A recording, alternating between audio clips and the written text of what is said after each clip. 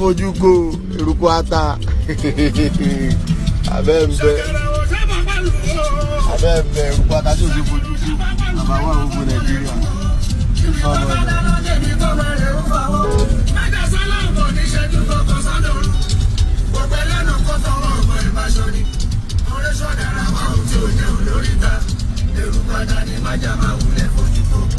àbá fojú ko ata ẹ lójú.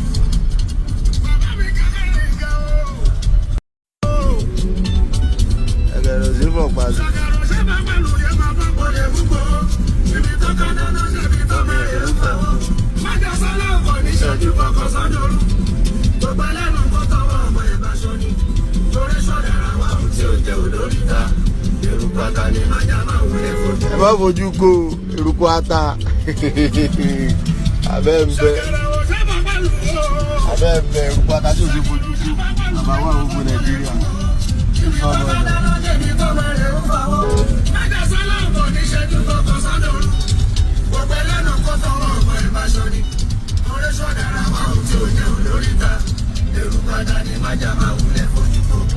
Ẹ bá fojú ko ata ẹ lójú.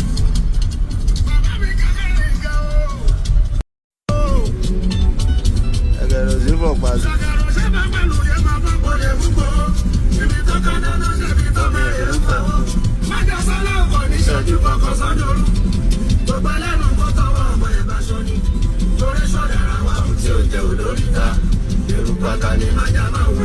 Ẹ bá fojú ko eruku ata abẹ́ẹ̀bẹ́ eruku ata tí o ti fojú ko àbá wà gbogbo Nàìjíríà.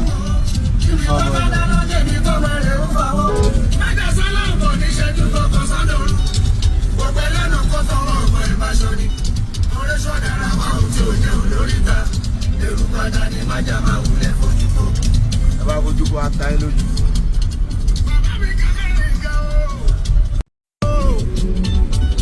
Ẹgẹrẹ sí fọ pàṣẹ.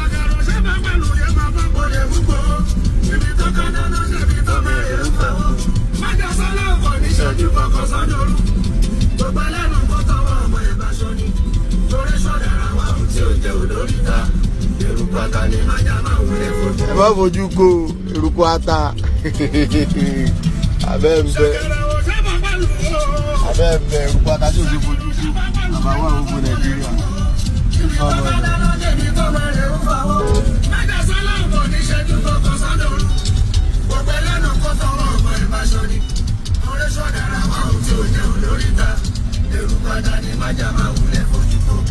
Ẹ bá fojú ko ata ẹ lójú.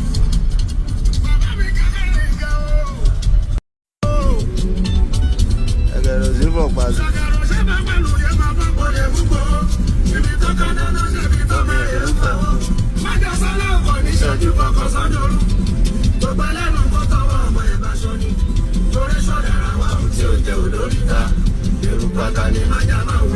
Ẹ bá fojú ko eruku ata abẹ́ẹ̀bẹ́ eruku ata tí o ti fojú ko àbá wà gbogbo Nàìjíríà.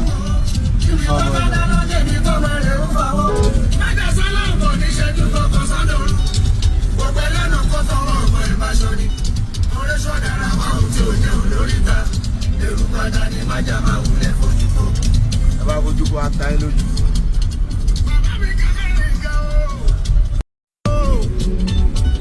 Ẹgẹrẹ sí fọ pàṣẹ.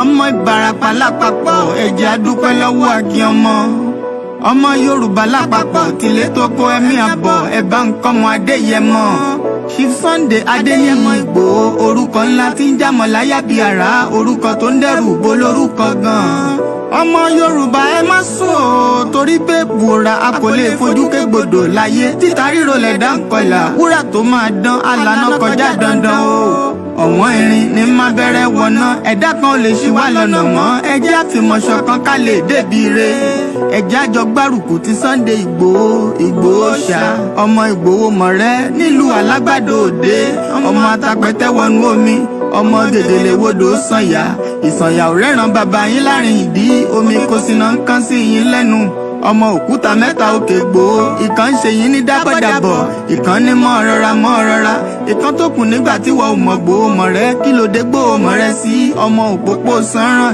ìgbàgede Gbòho sùn wọn láláìsí bẹ̀rẹ̀ wọn ní kó ní bẹ̀rẹ̀ ó máa kó bẹ̀rẹ̀ lọ ẹ̀sìn òní bímọ méjì ní Gbòho mọ̀rẹ́ bẹ́sìn bá bímọ méjì ní Gbòho àfikàn pọpọ sí amúkan yòókù bọ sànyà àtúmúyà rẹ̀ tí ò lọ́rọ̀ gbọ́ àfiṣẹrù wálé wàrà mòjé ọmọ onílé ọlà àwọn àjòjì tó ń ṣe ségesège tọ́láwọn òní bomi kó sí mu wọ́n láwọn òní bomi sànyà wẹsẹ̀ ìgbà tójú kò fi rí ńkọ́ gbogbo wọn náà sáré bomi kó sí mu wọ́n sì bomi sànyà wẹsẹ̀ ọmọ abẹ́rẹ́ mẹ́ta òde ayé ọ̀kan ṣẹ́ ọ̀kan tẹ̀ ọ̀kan tó kù ní gbogbo ayé fi ránṣọ kiri gbogbo ọmọ Yorùbá Sunday Ìgbòho onírèlẹ̀ láéláé torí àbá lásán nìkan ń dá òkúta ò ṣe gbé fún wọn o ìmọ̀ràn lásán ni ti balùwẹ̀ kò pọ́sibú kó dòdò láyé ń bí ó kún díẹ̀ kí tọ́ domi láéláyé ìtọ́ mi lè domi Sunday Ìgbòho arógun má ti dí tó ń jà fẹ́tọ̀ Yorùbá ní tilé tó kó.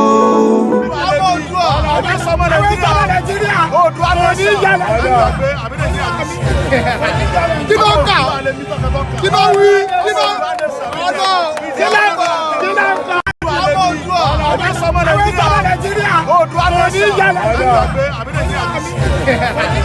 ló kà? Kí ló wí?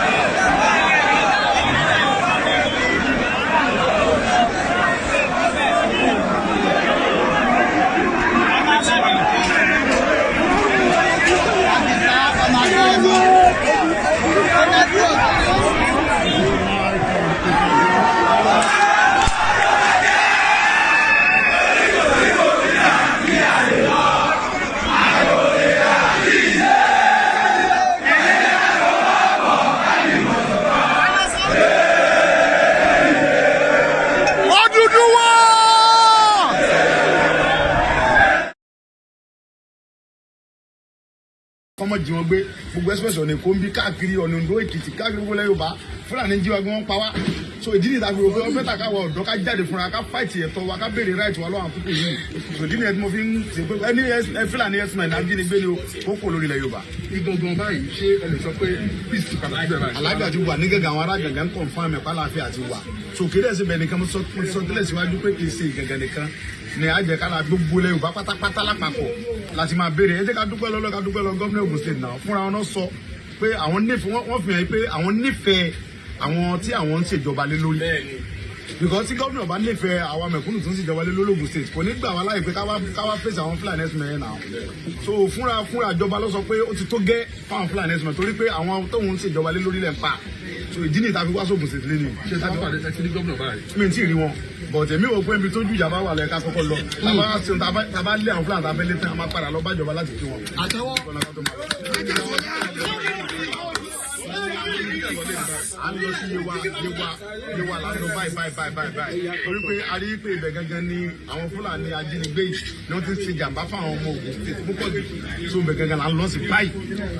a gbọ́ pé àwọn ọmọ Yorùbá wọ́n ń gbàgbọ́dé fún ṣóòtọ́ ni àbí ẹ rí support látọ̀kọ́ Yorùbá. èmi ò tí ì rí Yorùbá kankan tí mo lè sọ pé gbàgbọ́dé ṣe ti understand because gbogbo Yorùbá ló dìde ìjà tá ń jà ìjà gbogbo Yorùbá ni ẹ lè rí pé àti mùsùlùmí àti Christian gbogbo ẹnìbọn ní ń jà kì í ṣe pé jà Ìgbòho nìkan gbogbo wa là ń jà gbogbo Yorùbá ló ń jà kì í ṣe pé Yorùbá kan ń gbé àbọ̀dẹ̀ fẹ́ nìkan kan láti dúpẹ́ lọ́gbọ̀ àwọn tó wà ní diaspora rí gbogbo ọ̀nà dìde tán so gbogbo àwọn ọba náà ti dìde gbogbo àwọn ọba ti dìde everybody ti dìde kò sí pé bóyá Ààrẹ Ọ̀nà Kakanfò náà dìde ó ń bínú so gbogbo àlà ń bínú papọ̀ kì í ṣe pé Yorùbá kan ń sẹ́gbàbọ̀dẹ̀.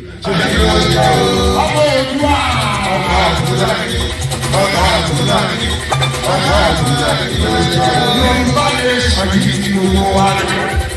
Ó máa gbọ́dọ̀ máa jẹ́. Torí kò sí ìyá.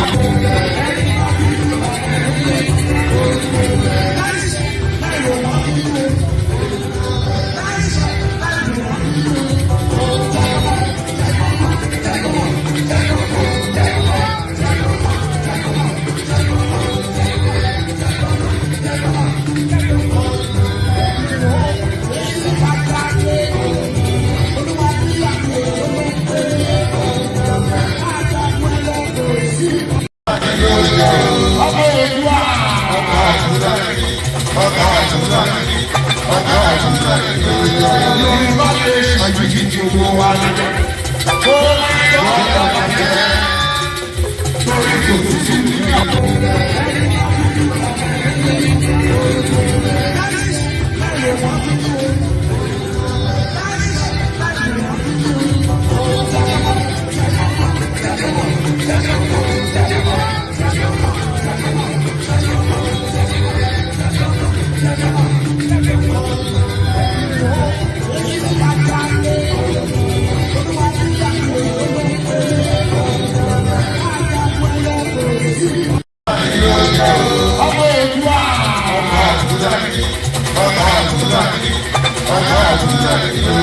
Yorùbá lè ṣàyí tí owó wa lè.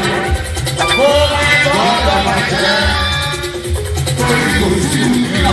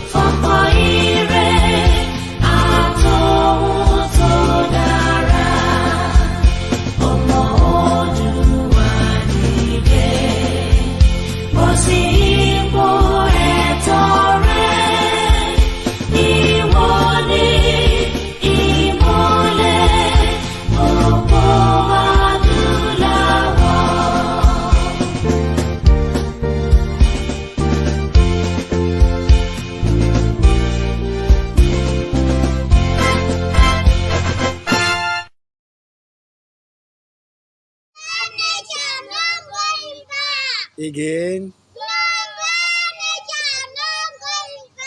No going back. Ìgbòho òòṣà iṣẹ́ rẹ̀ ń tẹ̀síwájú. Mr. Koiki ẹ ṣé o, àwọn ọmọ mi ló ń kí yín o. Àwọn ọmọ mi ló ń kí yín o. Lágbára Ọlọ́run, a máa délẹ̀ lérí o lórúkọ Jésù.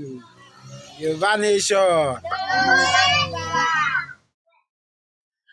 Mo kí gbogbo wa níbikíbi tí ẹ bá ti ń darapọ̀ tí ẹ ti ń connect mọ́ the media platform Koikimedia is live.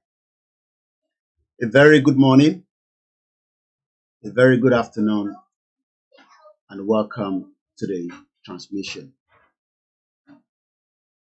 Mo kí ọmọdé, mo kí àgbàlagbà, mo kí gbogbo ohun tó ń jẹ́ ilẹ̀ Yorùbá, and I say welcome to the live transmission, and I say thank you so much to each and every one of you that have joined us. Tẹ́ bá ń gbọ́ wa lórí MixLR dáadáa, ẹ bá mi jẹ́ kí n mọ̀ so that I'm running the transmission from home. There will be noise. If you're not comfortable with that, you might want to just exit. I'm using all the available time that I have to communicate, message, reasons, why, questions that we need to exit Nigeria. And as a family man, as long as my family is happy with what I am doing and they are not complaining, that literally means that manager. I am not opportune yet to have that magnificent studio where I can go in and out. So literally I have to transform the little I have láti fi máa bára wa sọ̀rọ̀. So there will be a lot of noise at the background throughout the program. Like I said, if you're not going to be excited to sit down because of those noise, I cannot help you. I've tried to adjust the volume of the mix LR to the maximum. Like I said, it might still be a little bit low. I don't know why, but I am not in the full studio mode. But let's manage it as much as we can. Mokibogwa, first and foremost, is a bank holiday Monday, so you might be wondering why the children are not in school. It's a bank holiday. I'm sure a lot of you have been celebrating Tiwa Savage, the icon of the Yoruba that had the opportunity to play at the Windsor yesterday. I wasn't invited. I don't know how many Nigerians were actually invited, but people were picked from different parts of the UK to attend that concert. I've seen a bit of the video. We're going to talk about that a little bit later. Mo kí gbogbo wa pátápátá láti ibi tí olúkálùkù wa bá wà. Mo kí yín, mo fi t'Elédùmarè tó jẹ́ titọ̀dọ̀ tiwa tí a mọ̀ sí ìran wa. For centuries, ni Yorùbá ti ń lo system of government. For centuries, láti ní àwa náà ní n ta lè pè ní èdè wa, culture wa. A lè má perfect nígbà tí century yẹn lọ. Ní oríṣiríṣi ìjà wá sáàárín àwọn Yorùbá. But tó bá jẹ́ pé century yẹn la ṣì ń bá bọ̀, probability wà pé tension yẹn á ti reduce a little bit. Ìyẹn century tí a lè sọ pé the Yoruba people had their own history. But láàárín méjì century yẹn, because ìtàn ti jẹ́ ká mọ̀ pé the Yoruba people have been around before káwọn òyìnbó tó dé. Báwọn òyìnbó náà ṣe ní history tiwọn, àwa náà ní tiwa. The only difference is that láàárín méjì, our history was distorted. What destroy in tí a fi ń jẹ́ Yorùbá lénìí? Kò kí ń ṣe pé a kì í ṣe Yorùbá, because everybody's excited. Hey, Tiwa Savage. She was in London, in Windsor. Tiba wọ train is about 40 minutes láti débẹ̀. But Tiwa Savage has not represent Yoruba in UK. She has come to represent Nigeria. But ká tó débẹ̀ Tiwa Savage, mo kí gbogbo àwọn àgbàlagbà tó ń bẹ nílẹ̀ Yorùbá tí wọ́n ń wo Yorùbá, àwa ọmọ ìran ọmọ aládé táwa di ẹni tó ń struggle. Àwa táwa níta à struggle. As long as tó bá ní the right documentation kódà tó bá wà ní ìlú tó tẹ̀jẹ́ Libya ó kọ̀ ìyàtọ̀ síra wọn ní country to country. Àwọn kan wà ní Malaysia bẹ́ẹ̀ làwọn kan wà ní Indonesia, àwọn kan wà ní Turkey, àwọn kan wà ní Greece, àwọn kan wà ní Oman, àwọn ọmọ kan wà ní Saudi Arabia. We are spread across the globe. This is the world. Kò síbi tí ìran Yorùbá ò sí. But as long as tó bá lè máa manage nílùú tó wà yẹn, kò sí problem. Àwọn tó wà nílé náà fẹ́ manage. But the problem ni pé àwọn àgbàlagbà tó ń bẹ nílẹ̀ Yorùbá wọ́n ò rí ọmọ Yorùbá nílé pé ìyà ń jẹ wọ́n. Ìyà tí mo dẹ̀ ń sọ yẹn is not to do with anything more than the fact that the history tí wọ́n ti destroy tí a fi wọnú Nàìjíríà táwọn bàbá wó lọ́wọ́ àwọn Azikiwe àti Saudana tí wọ́n fi sọ fún British àbí Britain pé ṣe jẹ́ ká run government tiwa by giving us independence nígbà tí Ghana ti gba independent. And that independence actually came in 1960. But a lot of things happened before the 1960 independence. Ìbéèrè tí a fi wá ń bi gbogbo àwọn tó jẹ́ àgbàlagbà ilẹ̀ Yorùbá léèrè ni pé ẹni ká máa ṣe Nàìjíríà lọ, ká develop Nàìjíríà, ká gbìyànjú kí Nàìjíríà develop so that tó bá ti develop á lè ní ripple effect fún gbogbo tó ń pè ní àwa ìran ọmọ aládé àtẹni tó wà níta àtẹni tó wà nínú ilé. It is understandable. Mo dẹ̀ rí pé ìgbìyànjú yẹn náà ni àwọn elders wa kan tí wọ́n ń ṣe lọ́wọ́lọ́wọ́ tó ń gbìyànjú irú àwọn Afẹ́nifẹ́re because tí wọ́n ní pé a ti wà nínú Nàìjíríà ká gbìyànjú kí wọ́n tẹ̀ restructure kọ́ tó débi pé a lè jẹ́ ìgbésẹ̀ ayé tó dáa fún wa. Mo fẹ́ kẹ́ wo àkọlé ètò tèmi torí pé tó o bá wò ó lè understand ibi tí mo fẹ́ gbọ́rọ̀ gbà. You must read the topic that we discuss. Mo ní, what do you know about Bulgaria? Ìlú wo ló ń pè ní Bulgaria? Àdúgbò wo làwọn wà? Nígbà tá a ti wá ń béèrè pé what do you know nípa Bulgaria? Tó o bá wá mọ̀ nǹkan kan, o gbọ́dọ̀ ní pen and paper tá a bá ń ṣètò torí pé o máa kọ àwọn nǹkan kan sílẹ̀ tí ìwọ náà fi lè wá lọ bẹ́lòmíì sọ̀rọ̀ tó ń disagree pé Yorùbá ò ní any reason láti kúrò nínú Nàìjíríà. Kí ló mọ̀ nípa Bulgaria? Òun ni àkọlé ètò ti tèmi. Àwọn wo ló ń pè ní Bulgarian? Bí wọ́n ti ṣe ń pè àwa náà ní Nigerian torí pé ó ní N nínú Bulgarian. Torí tó bá pe Bulgaria, tó bá wá fẹ́ pe aráàlú yẹn wá ní àwọn Bulgarian. Àwọn wo làwọn náà? Àdúgbò wo ló wà ní àgbáyé?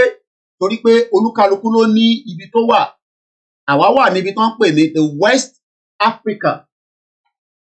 Lẹ́yìn tá a bá ti wá fẹ́ mọ àwọn wo náà pè ní Bulgaria, ǹjẹ́ ní Bulgaria yẹn, ǹjẹ́ wọ́n gbọ́ rí pé 10,000 ICT companies? Kí ló ń pè ní ICT? Wàá mọ̀ lénìí.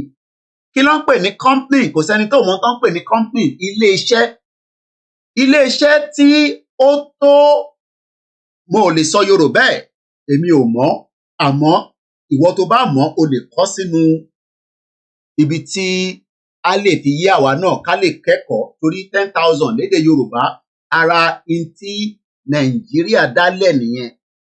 Torí pé àìmá lè sọ 10,000 lédè Yorùbá a ti sọ Yorùbá nù náà nìyẹn. O bá máa sọ bí ṣe ń sọ ìbọn tó lè pe 10,000 lédè Yorùbá, ẹgbẹ̀rún mẹ́wàá iléeṣẹ́ ó ń bẹ nílùú kan tó ń pè ní Bulgaria. Kí ni wọ́n ń ṣe gangan? Kí ni iṣẹ́ yẹn tó ń ṣe tí a fi ní ẹgbẹ̀rún mẹ́wàá iléeṣẹ́ tó ń pè ní ICT? Kí ni wọ́n tó ń pè ní ICT? Gbogbo ẹ̀ lẹ́ máa gbọ́ lénìí. Mo bẹ̀ yín torí tẹlẹ́dùmarè, ṣé ọ̀nà tí à ń tò lọ nínú Nàìjíríà yìí ǹjẹ́ ó lè provide ẹgbẹ̀rún mẹ́wàá iṣẹ́ ní ICT? Ó possible, kò ń ṣe pé kò possible, àmọ́ kí ló fa in tí kò fi possible? A máa tún kọ́ lénìí. Mo lọ bẹ́ẹ̀ mo kí bàbá wa Emeritus Professor Adébánjí Akíntóyè. Bàbá tó ń wo ọjọ́ ọ̀la pé òun ti pé 88. Kọ́lọ́n túbọ̀ lẹ́rọ̀ ẹ̀mí bàbá fún wa kí bàbá lè gbé wa dé ilẹ̀ ìlérí. Bàbá kọ́ nìkan ni oúnjẹ ń tà ń pè ní ọmọ Yorùbá. Bàbá Akíntóyè nìkan kọ́ ni wọ́n bí ní 1930. Ọ̀pọ̀lọpọ̀ àwọn tó bí ní 1930 tó jẹ́ sàwáwù wọn, àwọn kan ní àwọn ò fẹ́ Nàìjíríà mọ́, àwọn kan náà wọ́n fẹ́ Nàìjíríà. Bẹ́ẹ̀ kẹ̀rẹ́ àwọn tó bí ní 1930, they are all in their 80s. Ẹni tó ti jẹ́ 88 wà, ààrẹ ẹni tó jẹ́ 89, 90. Bàbá wa dáadáa, bàbá wa Ayọ̀ Adébánjọ, àwọn ti pé 95, àmọ́ àwọn sì ń sọ fún àwọn ọmọ ìran ọmọ aládé pé ká sì máa jẹ́ kí a pe Nàìjíríà ní struggle continue. Lótìtọ́ àwọn náà ti fara jìyà. Àwọn dẹ̀ ń rò pé táwa náà bá fara jìyà díẹ̀, a lè push Nàìjíríà débi pé á fún wa ní ẹgbẹ̀rún mẹ́wàá ilé-iṣẹ́ tó máa jẹ́ ICT. Ìjọ́ tìyẹn máa wáyé àìtí mọ̀. Àmọ́ nǹkan sọ ni pé àwọn máa provide iṣẹ́, ìyẹn àwọn olóṣèlú tí wọ́n ń ṣèjọba lọ́wọ́lọ́wọ́ àti tó ṣẹ̀ṣẹ̀ tán lọ́dún mẹ́jọ tó náà ń gbìyànjú àti tó fẹ́ wọlé àti tó tún máa wọlé bẹ́ẹ̀ bẹ́ẹ̀ lọ ní gbogbo gbèríko láti local government títí dé governor títí dé senator títí dé house of rep. Nǹkan sọ ni pé àwọn máa provide iṣẹ́ fọ́mọ Nigerian tí Yorùbá jẹ́ ẹ̀ka nínú ẹ̀. Torí ẹ̀ka la jẹ́ nínú Nàìjíríà. In tó bá ti mú ẹ jáde kúrò nínú Nàìjíríà, o kì í ṣọmọ Yorùbá, o bá àwọṣọ Yorùbá, àbá rí ẹni tó gbé igbá òróró tí wọ́n gbé síwájú King Charles tí wọ́n ní ó dírẹ́sì bí ọmọ Yorùbá. No, Nàìjíríà ló ń represent, kò represent Yorùbá. Àbá try láti fẹ́ twist ẹ̀ kó ba tẹ́ wa lọ́rùn pé ṣẹ́ni pé à ń gbìyànjú níta torí pé ẹni tó ní Gatwick airport ọmọ Yorùbá òun tán rẹ. Wọ́n rí pé ọmọ Yorùbá ló ní, according to àwọn àgbáyé, wọ́n rí pé ọmọ Nàìjíríà ló ní. Àwa alákọ̀ọ́ ń fìyẹn dúra wa nínú torí aláìka máa dúra wa nínú. Bàbá rẹ̀ ti ń dúra wa nínú. Ẹni tó ní Gatwick airport ọmọ Yorùbá ni. Tiwa Savage ọmọ Yorùbá ni. Ẹni tó gbé gba òróró tí wọ́n fi sí bàbá wa King Charles tree ní orí ọmọ Yorùbá ni. Ẹni tó jẹ́ press secretary King Charles ọmọ Yorùbá. Ẹ mọ̀ pé gbogbo kinní yẹn a kò fi ń dúra wa nínú ni. Bọ̀ ló ti tọ́ lódodo, ǹjẹ́ o mọ ibi tó ń pè ní Bulgaria, ibi ta fẹ́ sọ̀rọ̀ ní lórí gangan nìyẹn. Mo lọ bẹ́ẹ̀ mo kí akànnilẹ̀ Yorùbá tóun wò pé àwọn ọmọ tóun bí bọ́bá tẹ̀ máa wá Nàìjíríà bí Fúlàní bá jí wọn gbé á kù díẹ̀, àmọ́ kò likely pé wọ́n ní ríṣẹ́ nílùú tó wà. Òun wá ń wọlẹ̀ Yorùbá pé ìjà ní ẹgbẹ̀rún mẹ́wàá ilé-iṣẹ́ tí kò kí ń ṣe ti Lebanese àbí Pakistan, tí kò tí ń ṣe ti Chinese tí wọ́n ń sọ̀pẹ́sì àwọn Nigerian tí Yorùbá jẹ́ ẹ̀ka lábẹ́. Torí pé we are Nigerians according to international community. Wọ́n tí ìmọ̀ tó ń pè ní Yorùbá nation kò ń ṣe pé wọ́n mọ̀ pé Yorùbá nation àbí Yorùbá people ń bẹ. Àbá máa tàmàlà ní Amẹ́ríkà, Nigerians ni wá. Àmọ́ in tó lè stọ́pù identity wa ní àárọ̀ yìí, òun ni pé ká kúrò nínú Nàìjíríà, káwa náà dàbí ìlú tó ń pè ní Bulgaria ká dá dúró. But tá a bá ti sọ pé àfẹ́ dá dúró, it does not matter wherever you are. Ibikíbi tó o bá wà, you are not representing Yorùbá, o representing Nàìjíríà àfi tó bá ti change nationalization ẹ. Torí àwọn kan jẹ́ Nàìjíríà mọ́, wọ́n ti ju páálí Nàìjíríà nù. Wọ́n ti wà naturalize sílùú míì. Ẹlòmíì ń process ẹ̀, ẹlòmíì ò tí ì dé stage yẹn, ẹlòmíì ń gbàdúrà ẹ̀. Ara wọn tí wọ́n náà fẹ́ di Nigerians o, tó nationalize. But ìwọ tí ò ń sọ fúnra pé Yorùbá ni mí, mo wà níta fún ṣe dáadáa. No, you are a Nigerian. And you are representing Nigerian because àwọn tó ń bá ṣiṣẹ́, tó bá fẹ́ register abiṣẹ́ nísìnyí, èmi ti gbìyànjú, ìwọ náà ti gbìyànjú. Gbogbo ẹni tó bá fẹ́ rẹ́gísítà ilé-iṣẹ́ àbí tó fẹ́ register iṣẹ́ tí wọ́n bá béèrè pé what is your nationality tó dẹ̀ ní any other nationality míì ó ti di dandan kó sọ pé I'm a Nigerian because London nationality ní gbogbo àgbáyé around the world lẹ́ni wọ́n ti impute pé Yorùbá country ti wà so automatically ó máa sọ pé I am a Nigerian kò dẹ̀ sí clause kankan tó tún wá sọ pé Nigerian what ṣé Nigerian Yorùbá Nigerian Igbo Nigerian Hausa no Nigerian so ọ̀pọ̀lọpọ̀ ra wa kàn ń dúra wa nínú à ń tì sí bara wa à ní Yorùbá ni wá Yorùbá ni wá Yorùbá ni bí Yorùbá ni bí no according to international law according to international forum Nigeria is a sovereign nation but in tó lè stop sovereign nation yẹn òun ní gbogbo ìgbìyànjú tá à ń ṣe báyìí until then we are still Nigerian ẹni tó bá wá lóhùn kì í ṣe Nigerian a kàn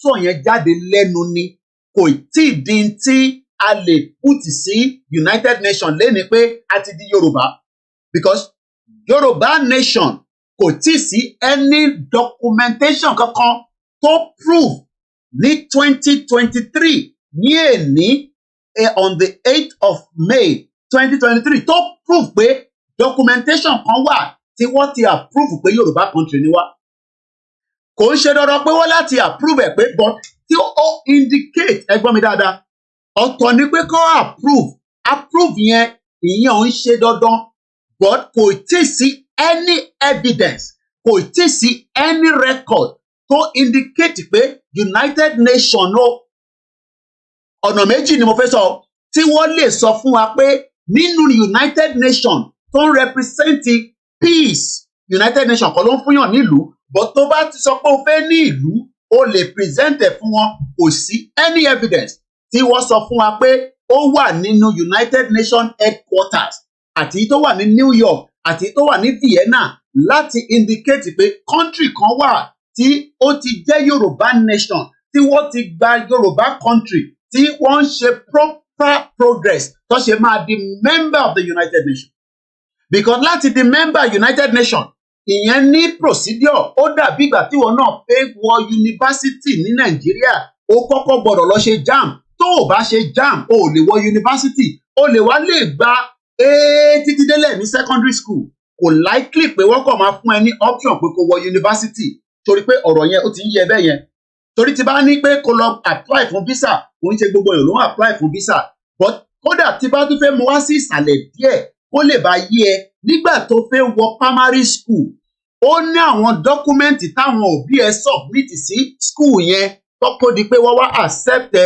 wọ́n enroll ẹ wọnú ibẹ̀ nígbà míì school mi máa ní àwọn ò lè gba ọmọ yìí fún ìdí kan àbí ìdí kejì nígbà míì wọ́n lè ní bí height ọmọ yẹn kéré àbí age ẹ̀ sì dàbí tí kò tí ready láti wọ school ṣé ọ̀rọ̀ yẹn yé ẹ nísìn so gbogbo àwọn tó wá ń sọ fún wa pé àwọn ti gba country nonsense làwọn yẹn sọ wọn ò ní làákàyè kò sí ọpọlọ nítorí pé lẹ́ni ní 2023 kò tí ì sí any record tí ó indicate pé United Nations ló gbogbo tó ń pè United Nations tí a lè di member United Nations wọ́n ní record tí wọ́n lè ní òun ni pé a submit offence tí Nigerian government ń ṣe àti ìdí tí a ṣe ń gbìyànjú láti kúrò so that kí ìwọ tó ń gbọ́ pé country kan ti wà tó ń pè ní Yorùbá nation you are living in illusion but ìlú kan wà tí wọ́n ń pè ní Bulgaria ìyẹn ti wáyé tó mú kí bàbá wa dáadáa bàbá wa Dr. Chief Sunday Adéyẹmọ Ìgbòho Òòṣà mo wá lọ bẹ́ẹ̀ mo kí bàbá wa Ìbà Gani Adams lóògùn ọ̀fẹ́ o bí ṣe ń lọ bẹ́ẹ̀ mo kí gbogbo nǹkan pè ní ìran Yorùbá mo kí àwọn intellectuals láti Professor Wọlé Ṣóyínká mo kí gbogbo ẹ̀yin imam ẹ̀yin scholars ẹ̀yin sheikh ẹ̀yin hulala ẹ̀yin àfà àtọmọlé kéwú mo lọ bẹ́ẹ̀ mo kí ẹ̀yin reverend father mo kí ẹ̀yin GO mo kí gbogbo yín mo kí gbogbo wa máa deceive ara wa nínú Nàìjíríà ká máa fi ẹ̀tàn ká máa fi sọ fúnra wa pé Ọlọ́run máa wá ṣe Nàìjíríà láti 1963 ẹ̀ ń fi Ọlọ́run fi parọ́. Mo kí gbogbo àwọn tó ń pè ní ìṣẹ̀ṣe, mo kí gbogbo òṣàlẹ̀ Yorùbá, mo kí yín pátápátá. One thing is, ìran Yorùbá tó ń náà fẹ́ kúrò nínú Nàìjíríà ó nídìí, torí wọ́n ní tí kò bá sí ìdí kan obìnrin ò kì í jẹ́ kúmọ́lú lẹ́yìn àgbàlagbà. One thing tí ọ̀pọ̀lọpọ̀ ì tí understand ni pé kò dìgbà tílùú bá ní gbẹ̀gẹ̀gbẹ̀gẹ̀ tá a bá pọ̀ níbẹ̀, àìmá pọ̀ wá gan ó bẹ́tà ju ká pọ̀ lọ, torí pé pípọ̀ tá a pọ̀ Nàìjíríà ó ti defranchise wa, a ní proper record. Kódà mo sọ fún yín pé mo sì mọ̀yàn, mo ń ṣe pé ó confam, ó ní passport tó lò lọ Nàìjíríà, ó tún wá lọ change passport ẹ̀, ó yẹ yí, ó tún já èjì ẹ̀ wálẹ̀, ó ti yẹ yí, ẹ mọ bó ṣe ń lọ. Ìyẹn sì ń ṣẹlẹ̀ nínú Nàìjíríà. So that shows that Nigeria is not out of it. I mean, it's completely out of it. Tá a bá ní ìlú, ò ní máa dárúkọ Nàìjíríà. So àwọn òyìnbó dẹ̀ mọ̀, but nínú mùdùnmúdùn táwọn ti ń jẹ, àwọn ọ̀rẹ́ dì pé kí Nàìjíríà kó pín, but in tí wọ́n ò ní ṣe ni pé ó níwọ̀nba in tó máa ṣe fún wa. Tó bá fẹ́ lọ Bulgaria lẹ́rìí nísìn, nílùú tá a fẹ́ sọ̀rọ̀ lé lórí, a ná àwọn process, but kí ló fẹ́ fa ọ̀rọ̀ Bulgaria láàárọ̀ yìí kó tó di pa a máa ṣí background wa. Mo ṣe kúrò lórí call pẹ̀lú customer service Sky. Àwọn tó bá wà ní UK máa mọ àwọn tá à ń pè ní Sky. Ó dàbí ibi tí ẹ̀yin náà ní DSTV, mo mọ̀ bí gbogbo ilẹ̀ ní DSTV. Tí ì ti tutù lọ́dọ̀ fún mi gbóná díẹ̀ sí. Kò sí signal tó ń wọlé, just like bá ṣe ń sọ fún yín pé country ò tí wáyé o. Sórí country bá máa wáyé, signal máa tẹ̀lé. But the fraudsters, ìyá scamanja yẹn, ìyá 419 Dagboru woman tó wọlé tó sọ fún yín pé òun ti declare scammer, kò mú signal kankan jáde. Signal, torí signal ó wà very very important. Bí ṣe ń bá yín sọ̀rọ̀ nísìn, engineer máa dénú lé mi láti wá rectify kí ló dé tí mò ń sanwó tí kò sí signal nínú Sky mi. Engineer ń bọ̀, wọ́n ti book ẹ̀. Ìyẹn indicate pé àwa tá a ṣe ń sọ pé àìtí gba country, but à ń project information, à ń jẹ́ kí gbogbo àgbáyé fẹ́ mọ̀ pé lótìtọ́ lódodo sovereign nation ní Nàìjíríà, but àwa kan ní right to self-determination bí àwọn Glasgow, àwọn Scottish rather, tí a máa fi ẹ̀rí fi tòǹtẹ̀tì tọ̀sán yìí nínú program. Nítorí pé nígbà tí wọ́n ń ṣe coronation ní UK níjọ́ Saturday, táǹtàn fi adé sórí ọbalẹ̀ UK, àwọn ará Scottish ń sọ pé kò kí ń ṣọba àwọn dẹ̀ fẹ́ kúrò nínú UK. Protest tó ṣe níbẹ̀ ó kọjá rẹ́gẹrẹgẹ, gbogbo ẹ̀ la máa fi wọ̀nyí. But ṣẹ́rí àwọn tiwa à ń sì gbé ní denial. We are living in denial. Gbogbo everybody láàárọ̀ yìí nísìn, Tiwa Savage wọ́n pè ní Queen of Africa. Wọ́n ò ṣe pè ní Queen of Yoruba nation. Wọ́n ò ṣe pè ní Queen of Yoruba land. No. Nítorí pé àwọn tó invite Tiwa Savage kò represent Yorùbá, ó represent Nàìjíríà ni. Kẹ́rí pàṣọ tó wọ̀ gan bíi green ni Nàìjíríà ló wá represent. So gbogbo ìyẹn British fi ń ṣe kí ni, wọ́n fi ń calm tension ìwọ ni. Wọ́n mọ̀ pé aláìkí àwọn tó ń jẹ́ akọrin wa. Ẹni pé wọ́n gbé Davido náà lọ, ó lọ kọrin ní Qatar nígbà tó parí football. Ẹ̀yin ò mọ bó ṣe ń lọ ni. Because gbogbo kinní yẹn wọ́n fi ń jẹ́ kẹ́ feel important. Lọ béèrè lọ́wọ́ àwọn ọmọ Nigerians kí tẹ̀sí fi UK sílẹ̀ tó wà ní Qatar.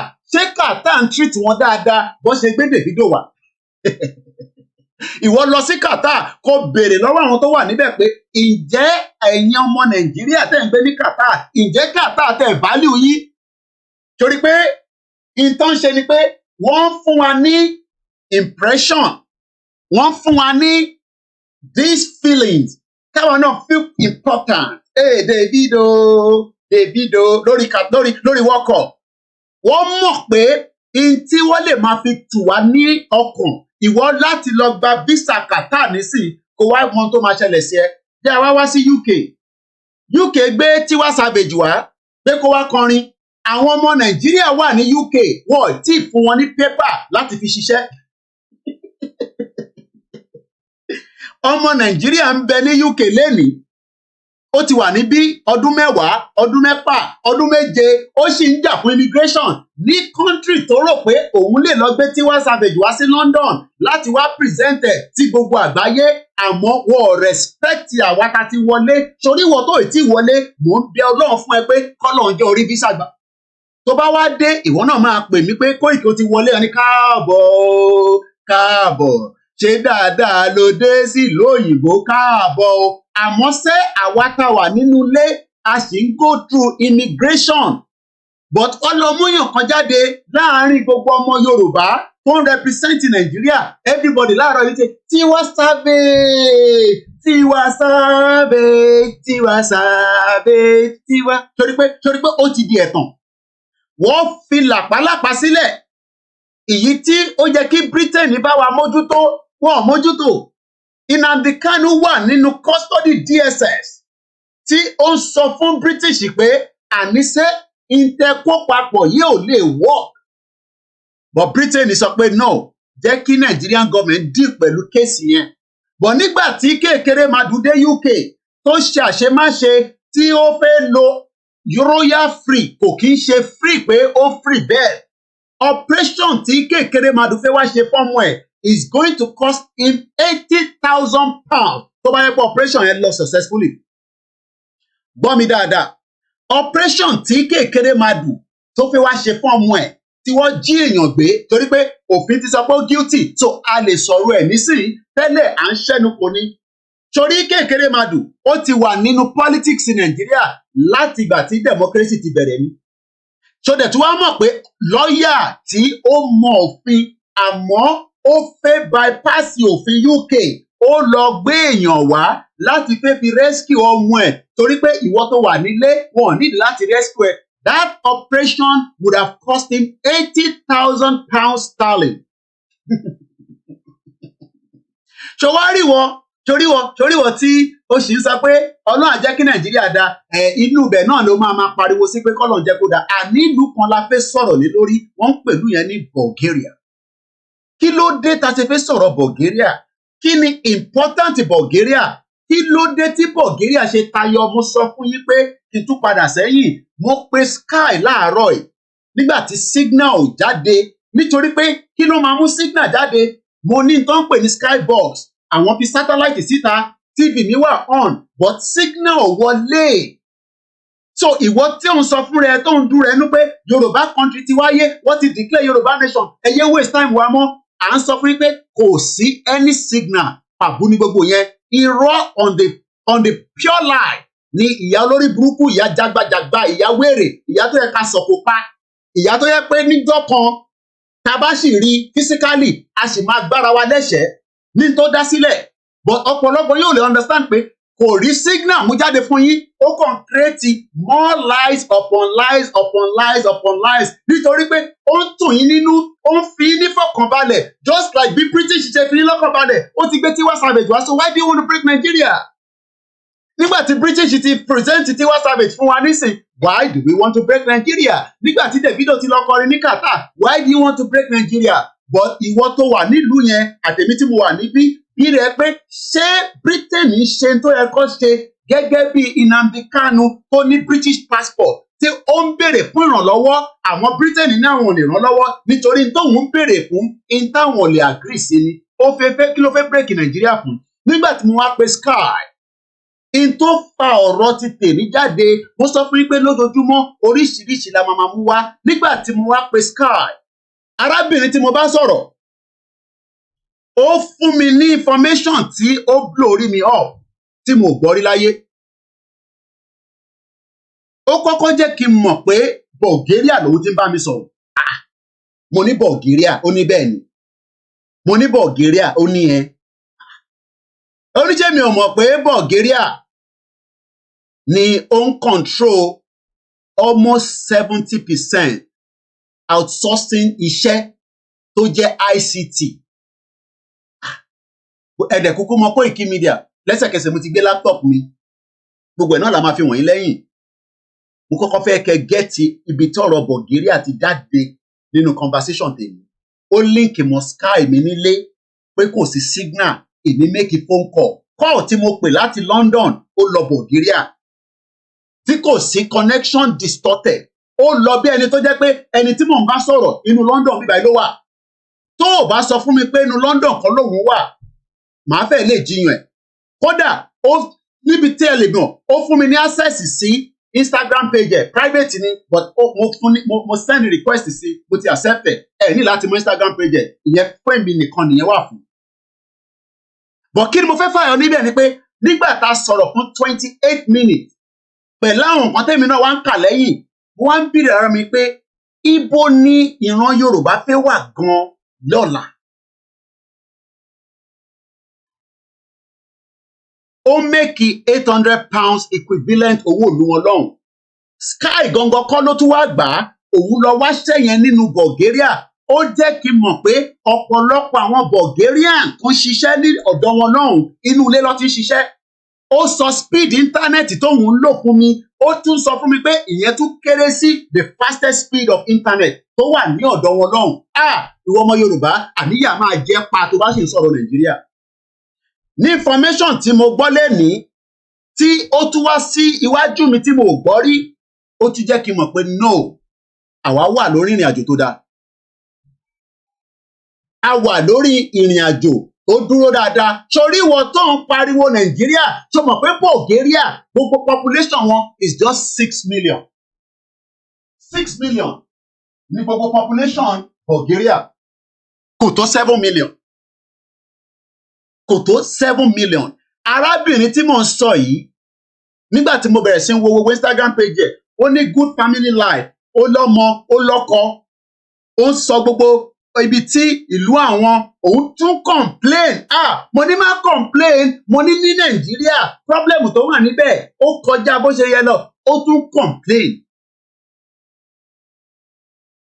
ó tún ṣe kí ni ó tún complain. The question tí mo wá ń bi gbogbo ọmọ Yorùbá ni pé are you serious pé Nàìjíríà máa fún ẹ ní opportunity tó wá yẹn. A sọ̀rọ̀ fún 28 minutes ó bẹ̀rẹ̀ sí í ṣàlàyé oríṣiríṣi bí ICT bó ṣe jẹ́ nǹkan tó jẹ́ gbòógì ní ọ̀dọ̀ tiwọn. Bí ICT tó bá mọ tó ń pè ní ICT jẹ́ n ṣàlàyé fún ẹ. Tó bá sọ pé ICT kí ló mean in terms of technology. Tó bá sọ pé ICT kí ni meaning ẹ̀?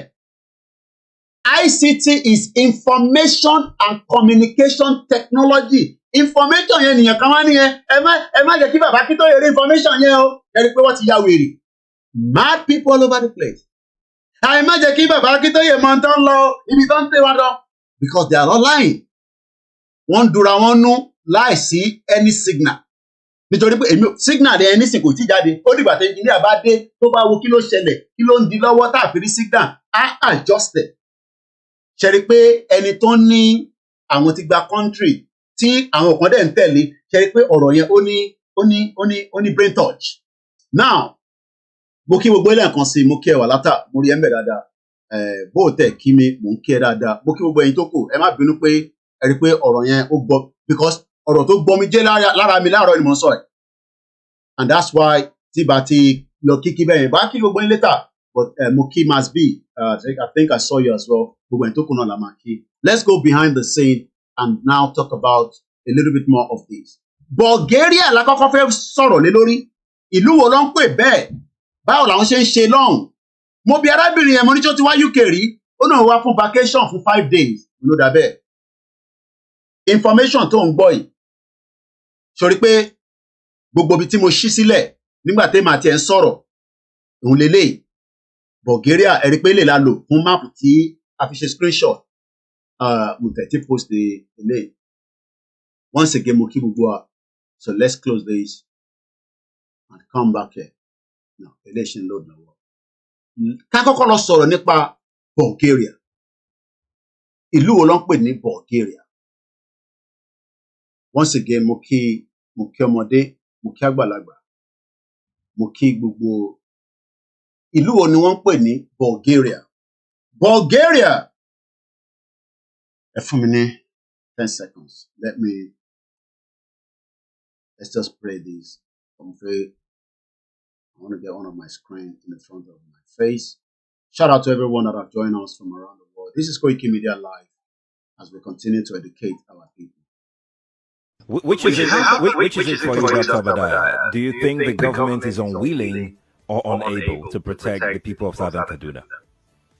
In fact, it is not only unable, it is unwilling, and we have good reason to feel that they are part and parcel of the killers. Let me make some revelations to you. That's a very big allegation, Dr. Obadiah. The government is part and parcel of the killers. That's big. Yes.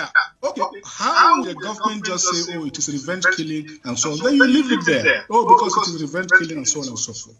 The body language of this administration, the body language of the state government shows clearly that they have a hand in the killings. No doubt about it. Because you see, General Abacha, and people don't give him his due. Do you think he would have tolerated such nonsense? And let me make some revelations, because some of us also have our own intelligence networks. Okay. Have met with some of the bandits. We have met with some of their high commanders. One or two who have repented. They have sat down with us, not once, not twice. They told us that one of the northern governors is the commander of Boko Haram in Nigeria. Boko Haram and the bandits are one and the same thing. They have a sophisticated network. During this lockdown, their planes were moving up and down as though there was no lockdown. Moving ammunitions, moving logistics, moving money, and distributing them in different parts of the country. They're already in the south, in the rainforest of the south. They're everywhere. They told us that when they finish these rural killings, they will move to phase 2. The phase 2 is they will go into the... They wanted to be separate from the country that the British Empire had imposed on us, which was this country of Nigeria, where they kind of took a bunch of independent nations who don't have anything to do with each other, don't even speak each other's language, don't relate. Many of them were even enemies and warring at the time, smushed them all together and drew these arbitrary lines around them and called them countries and named those countries. Right. And then said, now y'all get along and do a country for us and be a union for us. And then go through, contentious, bloody independence processes that never really yield any real independence. You're still part of a commonwealth afterwards. True. And you have the eternal meddling in your affairs and the eternal extraction of your resources and the eternal fomenting of divisiveness and infighting in order to be able to control you. This is what an oppressor does, a colonizer does. These are tactics and strategies of dominance. Right. We were subjected to that as a larger unit of Nigeria. And then when the Igbo people said, we want our own thing, let's go and do that. Well, it so happened to be that the territory that this new country of Biafra was going to be in included very, very rich oil reserves. And the British were not going to let go of that. Wow. And the people that they had put in power, their puppet Nigerian governments weren't going to do that either because they needed it for the Nigerian project. Right. And Britain needed it for its own interests and uses. So Great Britain got directly involved in this civil war and in the war for independence and decided that they would do everything to make sure that Biafra did not go. Wow. And this everything meant directly funding genocide of the people of Biafra. Mo kí gbogbo alẹ́ nǹkan ṣe tí n bá dárúkọ gbogbo yín pátá ni mò ń kí. Èmi àbúrò yín náà ni ọmọ yín, èmi ẹ̀gbọ́n yín, èmi olólùfẹ́ yín, níbi tí àwa ti máa ń fi gbogbo ohun tí ó jẹ́ concrete evidence ní ìdí pàtàkì tí ọmọ Yorùbá gbọ́dọ̀ kúrò nínú Nàìjíríà. Mo kí ní gbogbo abúlé kọ̀ọ̀kan tí ẹ máa ti gbọ́ wa àbí tẹ́ ẹ ti gbọ́ wa. Mo kí gbogbo ẹ̀yin olólùfẹ́ wa ní gbogbo ibi tá à ń pè ní ẹ̀ka ilẹ̀ Yorùbá. Mo fẹ́ ká fi ọkàn wa balẹ̀ pé lágbára Elédùmarè, lágbára àwọn onílẹ̀lẹ̀ Yorùbá pátápátá, in tó máa jà fún wa ó máa dìde láìpẹ́ láì jìnà. Èyí táwa kàn ń ṣe ni pé kákọ̀ máa jẹ́ kẹ́ mọ̀ pé lótìtọ́ lódodo a ti wà nínú Nàìjíríà ó tọ́jọ́ mẹ́ta, àmọ́ Nàìjíríà kò kí ń ṣe ìlú kan tó nífẹ̀ẹ́ wa nítorí pé ó ń dá wa padà sẹ́yìn. Gbogbo ibi tí bàbá wa the late Ọbáfẹ́mi Awólọ́wọ̀, gbogbo ibi tó rò ó sí pé ìran Yorùbá gbọ́dọ̀ dìde, tá bá jẹ́ pé ilẹ̀ Yorùbá bá ti débẹ̀ ni ọ̀rọ̀ Bulgaria tá fẹ́ sọ yìí, ọ̀dọ̀ tiwọn náà lọ́ba máa source, ọmọ tó ń pè ní source, wàá máa source láti inú ilé ẹ gẹ́gẹ́ bí ọmọ Yorùbá. Wàá máa bá àwọn òyìnbó sọ̀rọ̀, ìwọ náà máa sọ pé hello, how are you? Kò mí pé o ò ní gbọ́ èdè tọ̀dọ̀ tiẹ̀, torí arábìnrin tí mo bá sọ̀rọ̀ ó fi tó mi pé àwọn gbọ́ English torí pé káwọn lè fi communicate síta ni, àmọ́ àwọn ní èdè tiwọn tó ń pè ní èdè Bulgarian as well. Bulgaria là ń sọ̀rọ̀ lọ́wọ́lọ́wọ́. Mo lọ bẹ́ẹ̀, mo máa ń sọ pé ìjẹ̀sìn kan ni mo gbé dání, kò sí ìtókàn mi, ò bá máa ṣe mùsùlùmí, ò bá máa ṣe kìrìsìtẹ́nì, ò bá máa ṣe oníṣẹ̀ṣe, àmọ́ sẹ́ culture wa, ìṣẹ̀ṣe wa kò ń ṣe ta máa sọ pé torí wọ́n ń pẹran sí ojú Ògún bó ṣe wà tẹ́lẹ̀ láyé àtijọ́ nìyẹn. Ìwọ náà wá wo ibi tí wọ́n ti ṣe coronation. Mo ti sọ tẹ́lẹ̀ àti fi ṣe full ètò kákọ̀ fi jẹ́ kí àwọn tí bí a fúdi kan bíi kejì ṣó mọ̀ pé òkúta yìí, ṣó mọ̀ pé ó rí nínú ibi tí wọ́n ti ṣe ètò tí ó lọ. Tó o bá rí jẹ́ n fi ṣàlàyé fún ẹ pé òkúta yìí wọ́n worship ẹ̀ nínú ṣọ́ọ̀ṣì ní ìjọ Saturday. Òkúta yìí orí ẹ̀ ní King Charles jókòó lé lórí, wọ́n ń pè ní Stone of Destiny. So gbogbo ìgbà tá a bá wá ń sọ fún gbogbo èèyàn wa pé ẹ má jẹ́ ká ja ìjà ẹ̀sìn, torí ìjà ẹ̀sìn kọ́ ni agbédání, torí pé òkúta yẹn lélẹ́yìn tí wọ́n tún worship ẹ̀ ìyẹn nínú chọ́ọ̀chì Abbey Church ní Westminster. Dean of Westminster David Oily on scene conduct a service. Wọ́n conduct a service láti welcome Stone of Destiny. Ṣé bàbá wa G.O. Adébóyè ṣé wọ́n lè jẹ́ kí a gbé òkúta òṣàlẹ̀ Yorùbá ká gbé lọ sí Redeem kó bá wa welcome ẹ̀? Wá sọ fún yín pé deities ni, ẹbọ ni. But lọ́dọ̀ tiwa níbí, ṣé torí bíbá gẹ́gẹ́ bí ìlú òyìnbó, àbí ká gbé lọ sọ́dọ̀ bàbá wa Kúmóyè, àbí ká gbé lọ sọ́dọ̀ ìyá àdúrà ní Celestial Church, àbí ká gbé lọ sí Cathedral, àbí ká gbé lọ sọ́dọ̀ bàbá wa Akéwùgbà Góòdù pé kó bá wa ṣàdúrà sí òkúta ilẹ̀ Yorùbá yìí. Ṣe rí pé èyí la ṣe ń sọ fún yín pé má jàjà ẹ̀sìn, ìjẹ̀sìn ń ṣe tó máa ja rẹ̀ tó fẹ́ parẹ́ fún. Àwọn gbé òkúta yìí wọ́n gbé wọ UK láti Edinburgh, wọ́n dẹ̀ máa dá padà nítorí pé òkúta yìí, ẹ má bínú, advert ò ṣe oríṣiríṣi tọkàn máa jù síyàn kí ni gbogbo nọ́sẹ̀nsì ó jágbàjàgbà lọ láti ti pọ̀ jù.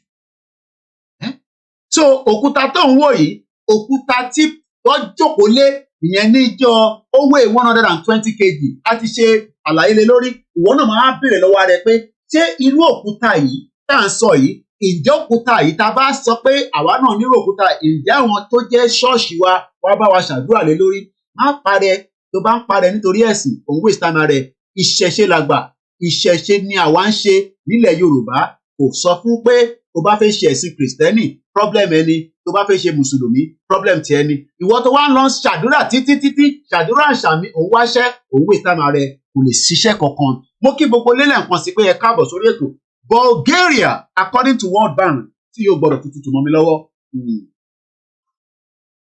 Bulgaria according to the World Bank, gbogbo population wọn is 6.878 million.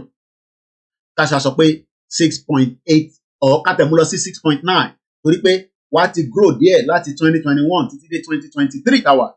Àwọn náà ní official language tiwọn, wọ́n ń pè ní Bulgarian. Wọ́n wá ní religion tiwọn. The largest religious belief in the Republic of Bulgaria is Eastern Orthodox Christianity. Àwọn ò ní kankan ṣe pẹ̀lú Islam. Kò mí pé àwọn Mùsùlùmí ò ní sí níbẹ̀. Àwọn ò ní kankan ṣe pẹ̀lú ìṣẹ̀ṣe tiwọn àbí tiwa. Olúkálukú ni Elédùmarè dá. Population, demography, situation, languages and religion. Ẹ jẹ́ àṣì bíbà. Torí pé ó sọ pé the largest, ẹ jẹ́ kí n expand ẹ̀ díẹ̀ sí i. Torí àwọn tó máa ń lo big screen. Ṣorí pé n tọ́kọ sí bíbáyìí. Ó ní religion. It is the largest religious belief in the Republic of Bulgaria is Eastern Orthodox Christianity, which covers 4.3 million people, or 82.6% of the population of the country. In the entire century, ní gbogbo century, kó tó dé wákàtí, independent development of the third Bulgarian state, the share of the individuals who belong to the Eastern Orthodox Christian varies in narrow range between 80.7% ìyẹn ní 1900. Ní 1900 ìyẹn, àwọn Britain ti wà lọ́dọ̀ tiwa tí a mọ̀ sí àwọn colony, àwọn colonial master. Àwọn colonial master yẹn ni wọ́n wá gbé pẹ̀lú wa tí wọ́n fi wá sọ àwa di Nàìjíríà ní 14 years after, because they were living with us. But wọ́n change the narrative for Yoruba, wọ́n change the narrative for Igbo. Àwa wá ń bá Igbo jà, but a fẹ́ béèrè lọ́wọ́ òyìnbó pé kí ló dé tí wọ́n change àwa náà sí Nàìjíríà, tí wọ́n force English lé wa lórí, tí wọ́n wá fi ẹ̀sìn tó fi tẹ̀ lóǹtẹ̀. 1900 ni àwọn ti ní 80.7%, but ní 1992 kàkà kó lọ sílẹ̀ ó lọ sókè ni nítorí pé wọ́n keep Orthodox religion wọn. Àwa nísìnyí kàkà bẹ́ẹ̀ ní tán ṣe ni pé ẹ̀sìn ìṣẹ̀ṣe ó bẹ̀rẹ̀ sí drop drastically nítorí pé tá bá ṣe movie wàá sọ pé Jésù òun ló pa àwọn tí wọ́n ń ṣe ẹ̀tùmọ̀ àwọn fíìmù tó máa ń ṣe yẹn. Tájẹ́ bá jáde nísìn Jésù ló máa ń pa àjẹ́. Tí àjẹ́ bá jáde nísìn Jésù ló máa ń win. Ẹ wo gbogbo àwọn movie tá ti wò yẹn, wọ́n fi àwọn movie yẹn wọ́n fi lé ẹlòmíì kúrò. Bí Haúsá ṣe ní ìṣẹ̀ṣe tiwọn, Ìgbò náà ní tiẹ̀, Yorùbá ní tiẹ̀, gbogbo àwọn tí wọ́n ṣe Nollywood, ìtọ́ ṣe ni pé wọ́n lo ẹ̀sìn Kristẹni, wọ́n fi nọ́ọ̀kì ìṣẹ̀ṣe. And only right now làwọn èèyàn ṣe bẹ̀rẹ̀ sí understand pé there's nothing wrong in it. Just àbí ṣe sọ fún yín pé Destiny Stone tí wọ́n gbé wá sí UK kò mean anything fún wọn, but it is part of their heritage. Orí ẹ̀ ni King Charles jẹ́kọ̀ lórí, ó ní spiritual significance. Gbogbo ẹ̀ ni mo ti ṣe program lé lórí, ẹ̀ lọ wá lórí YouTube bí mo ní láti tún máa ṣe analysis lé lórí mọ́. Bulgaria ni mo sì ń sọ̀rọ̀ lé lórí, wọ́n ní between 1900, which is about almost 100 and something years ago, kàkà kí Orthodox kó wá sísàlẹ̀, ó tún gbòòrò lọ sókè ní by 5% ní 1992. This fact is based on Article 13 in the latest constitution of the Republic of Bulgaria. Constitution tí wọ́n ṣe fún wọn, constitution tó wà enriched, tó wà embedded, òun ṣe 1999 constitution táwa lò nísìn tí kò favour Igbo, kò favour Hausa, kò favour Yorùbá, kò favour gbogbo tá à ń pè ní Nàìjíríà lénìí. Gbogbo population Bulgaria is almost just 7 million. Ìdí tá a ṣe ń sọ̀rọ̀ Bulgaria ni pé arábìnrin tí mo bá sọ̀rọ̀ tó ń ṣiṣẹ́ pẹ̀lú Sky tí mò ń lò nínú ilé mi, òun ló jẹ́ kí n mọ̀ pé communication èmi àti ẹ̀ lénìí inú Bulgaria lòun ti ń bá mi sọ̀rọ̀. Kódà ó sọ pé inú ilé òun lòun wà, òun ò sí lọ́fíìsì because she's working remotely. Ọmọ tó ń pè ní remotely jọ ẹ̀bẹ́ mi ṣe ń ṣiṣẹ́ ní bíbá yìí nísìn. Ìdí tá a ṣe ń sọ fún ìwọ tó wà nílé pé Nàìjíríà ti hold the bondage wa padà sẹ́yìn nítorí pé future tí bàbá Awólọ́wọ̀ fẹ́ fún wa àìtí achieve ẹ̀, kò dẹ̀ ṣe achieve nínú Nàìjíríà. Tábí Nàìjíríà bá ṣì exist even for another 63 years. A tún máa padà sínú Bulgaria lẹ́ẹ̀kan sí. Bulgaria. Kí la mọ̀ nípa Bulgaria? Òun là ń sọ̀rọ̀ ní lọ́wọ́lọ́wọ́. Ìlú wo ló ń pè ní Bulgaria? Irú àwọn wo ló wà níbẹ̀? These are all the conversation we are discussing on this live transmission. Live ni ẹ̀ ń wò lọ́wọ́lọ́wọ́ ìní ní 8th day of May 2023, 12 noon, same time láwà pẹ̀lú Nàìjíríà. It could be different time zone across the world. Lẹ́ẹ̀kan sí Bulgaria, wọ́n ní dialing code tiwọn tó ń pè ní +35, wọ́n ní capital tiwọn tó ń pè ní Sofia. Bulgaria is a Balkan nation with diverse terrain encompassing the Black Sea coastline. Lágbára Elédùmarè, gbogbo ọ̀dọ̀ dé Black Sea area yẹn. Wọ́n ròyìn pé Black Sea yẹn, that particular area is a very very beautiful place. Lágbára Elédùmarè, mo máa débẹ̀. A mountainous interior rivers including Danube. Àwọn náà ní rivers tí wọn ẹ jẹ́ ká kọ̀ wò bí a lè rí river tó ń sọ yẹn wọ́n pè ní Danube. ẹ jẹ́ ká lọ wo bí a lè rí any video. Danube swells substantially at Pasua, where the inner river, it is the largest upstream tributary, carries more water than the main river.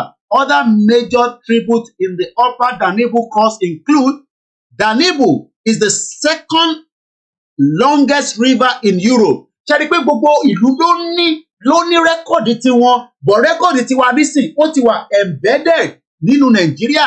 Tá a bá ń sọ̀rọ̀ oríṣiríṣi rẹ́kọ̀dì tá ní inú Nàìjíríà ló wà. Now ẹ jẹ́ ká kọ̀ wo fídíò tó èmi náà mọ bíbá tẹ́lẹ̀, ìwọ náà ó ti kẹ́kọ̀ọ́ kan nìyẹn. This, according to Mapping the World, àwákọ́lá ní fídíò yìí, is just for educational purpose. Ẹ jẹ́ ká lọ wo fídíò yìí.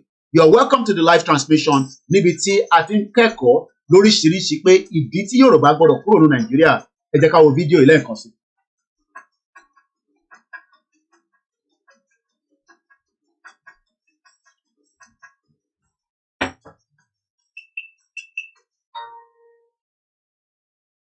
Ravi de vous retrouver pour ce nouveau numéro du Dessous des Cartes. Voilà, On vous emmène en cours. Torí pé èdè là ń sá ara tá à ń sọ nìyẹn.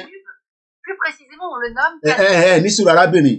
Sórí pé nígbà tí fídíò yẹn máa pọ̀pọ̀, àmọ́ bíyá English ló fẹ́ sọ tẹ́lẹ̀, but torí pé èdè ló jáde, ara àǹfààní èdè nìyẹn. Ìtàn pè ní èdè ni pé ìlú Nàìjíríà ò ní èdè tó ń sọ, English ò kì í ṣe èdè wa, àwọn British ló fún wa níyẹn pé ká máa jọ bára wa sọ, kó lè jẹ́ a communication language between the Igbo and the Yoruba, between the Yoruba and the Hausa and the remaining ethnic groups within that contraction called Nigeria. Nílé wo fídíò ìgbádùn, àmọ́ lè enjoy ẹ̀ torí pé a ti mọ̀ pé fídíò wọn lọ sọ, ìwọ tó bá lè máa kan tán kọ sísàlẹ̀ máa kà níṣó. Canal Rhin, Danube, le Main étant un affluent du Rhin, ce canal a été inauguré en... Ok, ó dà para France tẹ̀lélẹ̀, mo sorry, ó dà pé French language èdè France lélẹ̀. This canal was opened in 1992. Ó dà pé France lẹ́ni tó ń sọ̀rọ̀. 1992. Mais d'après certains But according to some historians, the project unites the two largest rivers in Europe after the Volga. They date back to the Chalemanga. You may ask, why did it take so long to build this communication route? Eh bien, parce que ce projet a... Well, this German project was long viewed with suspicion. A longtemps été perçu avec méfiance. Ainsi, au début des Indeed, in the early 1980s, it was still feared 1980, on redoutait encore qu'un tel canal... that such a canal will make it possible for Western Europe l'invasion de l'Europe de l'Ouest par les flottes to be invaded by the Eastern European fleet. Tí wọ́n ní pé kọ́ṣà máa invade, they have been invaders. Wọ́n invade wa títí, mo kí gbogbo ẹni tẹ́wà lórí Instagram àti ẹni tẹ́wà lórí Mixlr. Wọ́n ti invade wa títí. Mo kí bàbá Bishop Adéyẹmọ Adéṣínà. L'Europe de l'Est, un aperçu de l'histoire. A glimpse of what we want to tell you today, the story of two rivers. Wọ́n fẹ́ sọ̀rọ̀ nípa kí ló ń pè ní river lọ́dọ̀ tiwa náà nílẹ̀ Yorùbá. Mo kí ẹ bẹ́ẹ̀ láti Miami. Nous voulons vous raconter aujourd'hui celle de deux A fleuves. glimpse of what we want to tell you today is the story of the two rivers. A kò máa gbọ́ díẹ̀ sí ni. Qui ont connu des destins That have had very different fate. Oríṣiríṣi fate ni wọ́n ní. Bí àwa náà ṣe ní ti tọ̀dọ̀ tiwa, a ní oríṣiríṣi odò. Ó dà pé odò là ń pè ní river. Àwa náà ní àwọn odò kan débi pé ó jẹ́ significant fún wa, but lẹ́ni odò yẹn nísìnyí a ti fẹ́ máa parẹ́ mọ́bi tó wà gan. différents, le Rhin et le The Rhin and the Danube qui au fond nous racontent are two sides to Europe qui aujourd'hui that are still not fully converged today. ne parviennent pas totalement à se rejoindre. Et on commence. But let's start with the geography. Et voici donc le Rhin et le This is the Rhin and the Danube, the two largest rivers in Europe. Ìwọ náà wo map yẹn, gbogbo nǹkan ló ní map. Àwa náà ní map tiwa, a ní longitude and latitude. A níbi tẹ́lẹ̀dùmarè pín wa sí, àmọ́ òyìnbó ló dá gbogbo ẹ̀rú. Volga, on a dit, reste le plus grand du Ìkan wà lọ́nà Rousseau lókè lọ́hùn-ún. Le Rhin, c'est la colonne The Rhin is the backbone of the Western Europe. occidentale, long de 1300 km. 1,300 kilometers long. Il prend sa source en It is a source in Switzerland at an altitude of over 2,300 meters. à plus de Torí pé iṣẹ́ ta ṣì máa ṣe pọ̀. Torí pé nígbà tí ìran Yorùbá bá dá dúró tán, gbogbo àwọn nǹkan bẹ́ẹ̀ la máa ṣàlàyé fún gbogbo àgbáyé láti lè mọ the reach of Yoruba people. 1300 mètres dans le canton In the alpin. Alphen Canon of Crimson, and ilé follow video ìfúnpọ̀ mọ́, but màá share link yẹn later. Il devient ensuite le haut Ẹ jẹ́ kó fast forward there. de Cherbourg. Et pourtant, l'espace danubien peine toujours à Tẹ̀rí river yẹn dáadáa. So let me look for another video. Ìtí ìsọ yìí, ìgbọ̀n tó ń sọ rárá, ẹja wọlé. According to àwọn people yìí, WWF Freshwater, the Danube is the most international river basin in the world.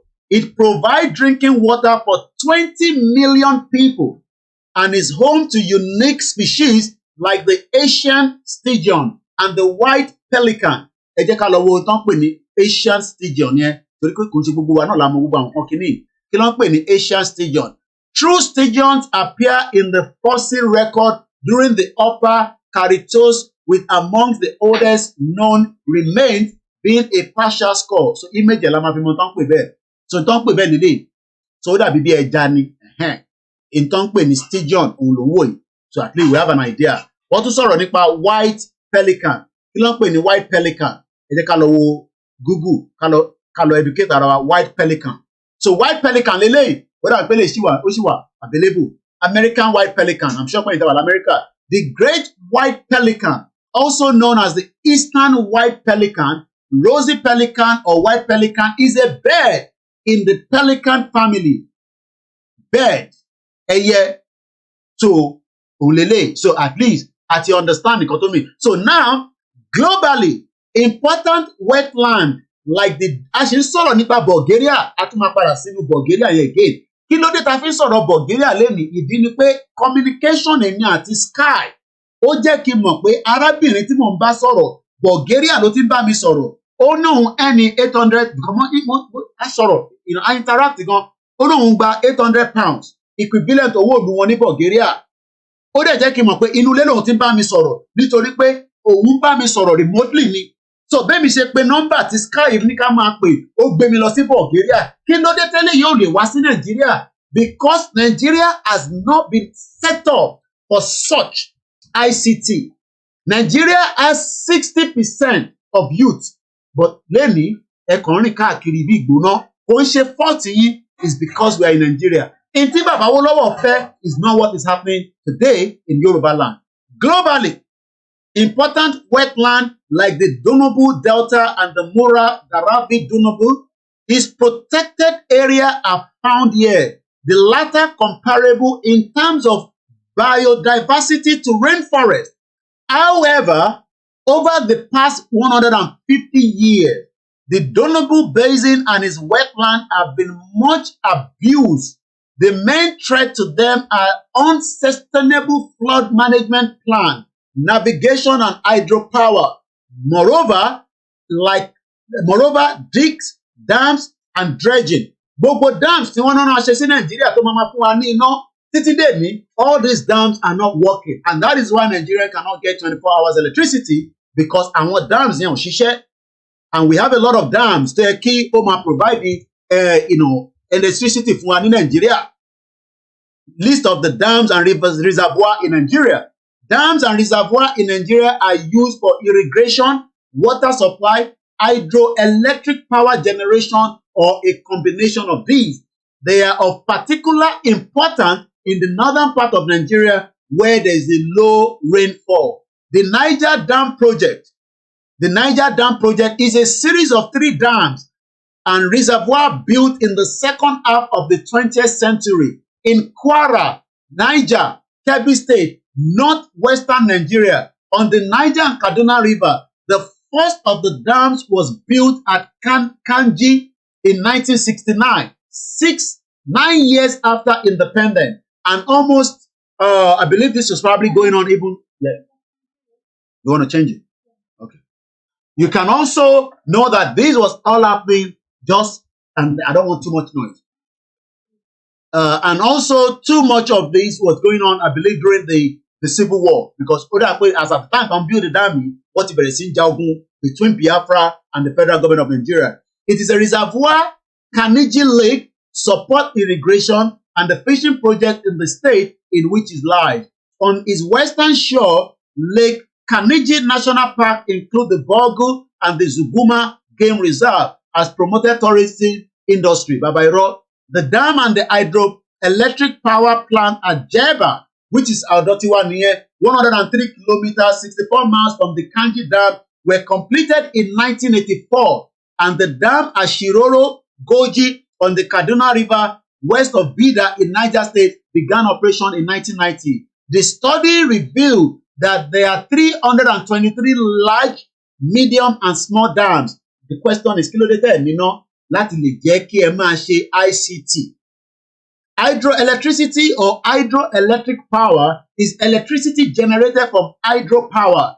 Hydropower supplies 1/6 of the world's electricity, almost 4,500 TWh, which I'm sure those in that engineer sector will understand, as at 2020, which is more than all other renewable sources. The question is, why has Nigeria not provide you with 24 hours electricity, knowing fully well that we have in total in different parts of the country, whether in the north, whether in the southwest, in the middle belt, in the southeast, across board, 323 large, medium, and small dams. It is all because Nigeria is not designed to work.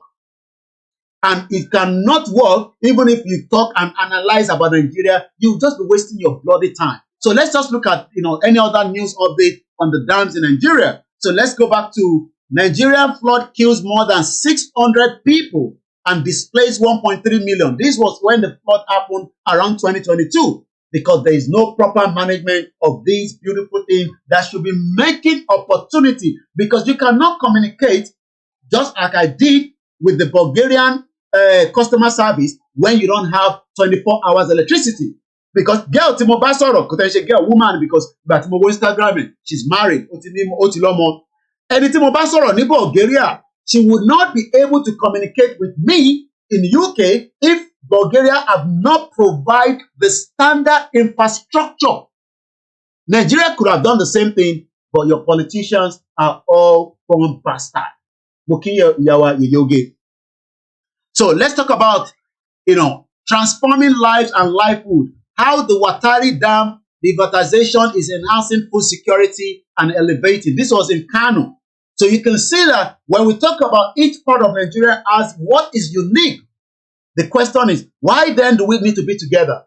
They have the dam, they can produce anything, we can buy it from there. But rather, they want to lock everybody together, continue to suck everybody dry, and then everybody is representing Nigeria. Tiwa Savage did not represent Yoruba people, Mumu people. She was representing Nigeria right here in UK, just as Davido represented Nigeria in Qatar football. And those Nigerians that are living in these two countries, I'm sure they will tell you that some of them are living in a very, very sad situation. So let's go back to Bulgaria. So we have an idea. So let's watch a video from these, just to have an idea. I do not own the copyright, and I believe this one should speak in English. The Danube River Basin is the most international one in the world. 80 million people live along. And the picture you're looking right here is telling us a little bit about Bulgaria. You can see their plate number.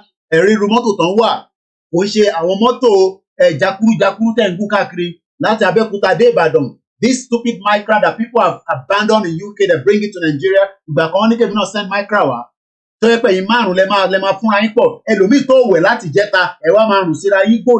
Messed up country.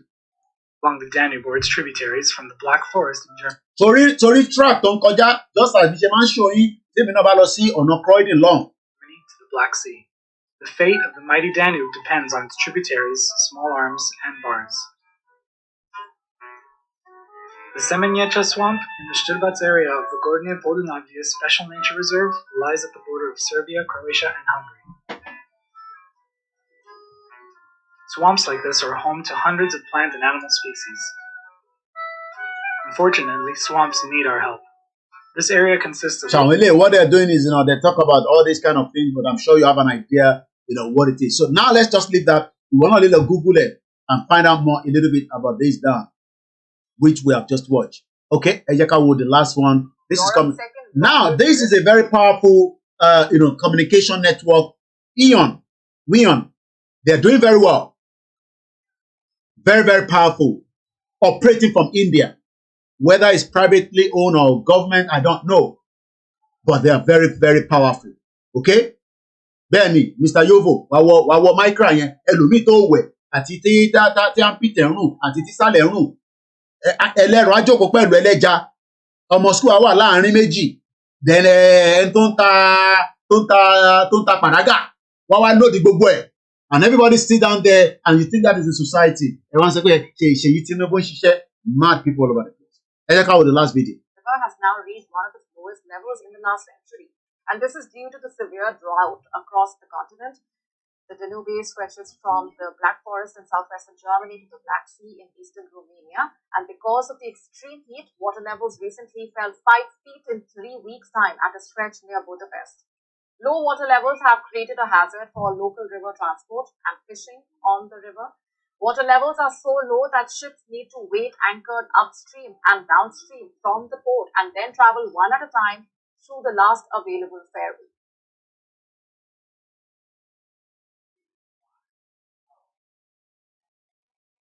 And as you can see, very beautiful.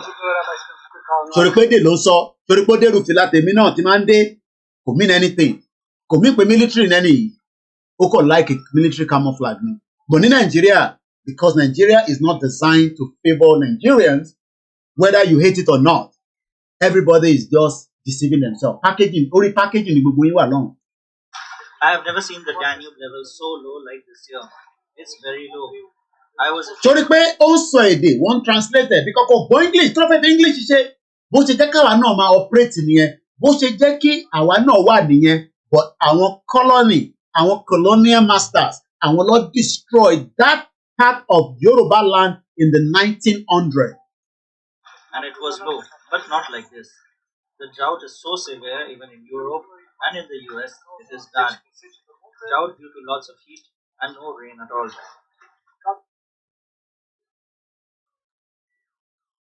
Further north, the Romanian capital is also surrounded by dried out. So we just leave that, and then we move swiftly into other part of the conversation. Once again, this is live transmission. We're talking about Bulgaria. Bulgaria. Now that we have had understanding that this is a country that is just under 7 million, but there is something that is unique about them, which is their ICT. Do you know that as of today, Bulgaria has a long,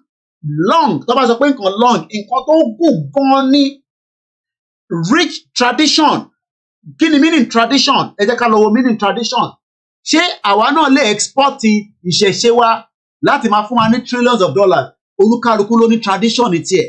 But àwa ti abuse tradition wa. Kí ni meaning tó ń pè ní? Tradition. Once again. Tradition. One more time. Tradition. Àní bá ń sọ lẹ́ẹ̀kan sí. Kí ló ń pè ní? Tá bá ní. Bọ́mọ Yorùbá bá ní. Tradition. The transmission of customs or belief from generation to generation, or the fact of being passed on its way. Ṣé a ní tradition? Ṣé a ní belief? Ǹjẹ́ a lè ta belief wa fún àwọn ará China? Ǹjẹ́ a lè ta sí America? Mo fi Chinatown wọ̀nyí in one of our videos. You can see that that is their own tradition. Àwọn Britain tí wọ́n sọ fún ọba wọn kó jókòó sórí òkúta, it is part of their own belief. Àwa ṣe fẹ́ wá sọ pé belief tiwa ó dìgbà tí pastor nìkan bá sọ̀rọ̀, ó dìgbà tí imam nìkan bá sọ̀rọ̀, níbo la wá fi àwọn oníṣẹ̀ṣe sí? Ǹjẹ́ wọ́n ń lo ìṣẹ̀ṣe láti fi operate nínú Nàìjíríà? Wọ́n ò lò because àwọn West sọ fún wọn pé ìṣẹ̀ṣe ò kì í ṣe tradition wa. Ẹgbẹ́sẹ̀gbẹ́, ẹ máa lo Bible àti Quran, ẹ máa lo Islam àti Christianity, àwa ń jàjà ìsìn. Whereas níbí báyìí, wọ́n gbé òkúta tó ń pè ní Destiny Stone, wọ́n gbé wọ church, wọ́n ń ṣe sermon fún, wọ́n bless ẹ̀ ní 2023. Oh my God. Ní 2023, wọ́n gbé òkúta wọ́n gbé wọ church wọ́n wá ń ṣe àdúrà fún ìwọ wá rò pé kò ń ṣe part of them kí ló rò pé wọ́n ṣe gbé òkúta yẹn wá kí ni purpose significant òkúta yìí gbogbo ẹ̀ àti fi ṣe program yìí òyìnlọ́wọ́ yẹn lórí platform yìí mo kàn reference ni so now tá ti mọ tán pè ní tradition tá bá wá fẹ́ lò ó what is the best meaning for tradition an inherited established or customary pattern of thought action or behaviour ẹ káàárọ̀ ń bẹ̀ yẹn o àti mọ̀ pọ́mọ Yorùbá ló kíyàn kèdúkọ́ di o ti mọ̀ pọ́mọ Ìgbò nìyẹn ìnákúáná èdè míì nìyẹn ẹ káalẹ́ ń bẹ̀ yẹn àti mọ̀ pọ́mọ Yorùbá ló kíyàn but àwa gbé yẹn papọ̀ a gbé sílẹ̀ tá bá wá fẹ́ kíra wa good morning sir ó ní mo gbọ́ òyìnbó òyìnbó yẹn nísìn lọ́ fi destroy ìlú burúkú lóṣì ìlú tó ní ṣàǹfààní ìlú tó máa jóná níjọ́ kan ni ìlú tí internal crisis máa ṣẹlẹ̀ bẹ́ẹ̀ ni mo sọ fún yín mo dẹ̀ sọ pé tógun bá bẹ̀rẹ̀ ní Nàìjíríà I will be on the first available flight because mo fi wá witness ẹ̀ èyí tẹ̀ sọ pé mo ní family níbẹ̀ èmi à ń bọ̀ pẹ̀lú first flight nítorí pé Nigeria continuation yẹn kò lè work for anybody you are all crazy èyí tẹ̀ sọ pé ó máa work mad people all over the place so nígbà tá a ti mọ meaning tradition tí a ti mọ value tradition wa kí la wá so tradition wo gangan ní Nàìjíríà ń lò Tiwa Savage Tiwa kọrin ní London òmùgọ̀ Tiwa Savage is not representing anything more than Nigeria Nigeria ló wá represent ní UK and you can see concert yẹn dà ó wà ní Windsor wá ti fi sóòtẹ́ kan ní sá máa sùn á máa jí adẹ́lẹ̀ tó máa gbà kò ní ṣe lọ́fẹ̀ẹ́ so you can see her torí pé in tó wọ̀ ó reference sí green which is Nigeria so ìwọ tó wá ń celebrate Tiwa Savage there is nothing wrong in that but kò represent Yorùbá Nigeria ló torí ẹ̀ orí Nigeria ló fi gbé wá and this is why we are saying to our people there is a difference òun ti ṣoríire but kí ló dé tí wọ́n ṣoríire ó wá ń rò pé oríire ẹ̀ ó dìgbà tó bá lọ gbàdúrà ní church ó waste time all you need to do if you were in Bulgaria is just to have the basic ICT hello calling from Sky what's the phone software èyí tó o bá lè ṣe á dá padà wá sí headquarter again so let's leave Tiwa Savage and just come back I do not hate her but I'm just referencing do you know how many Nigerians are living in UK that UK government have not even given the opportunity to live here properly and it's still the same UK that is telling you are part of Commonwealth you must be crazy you must be deceiving yourself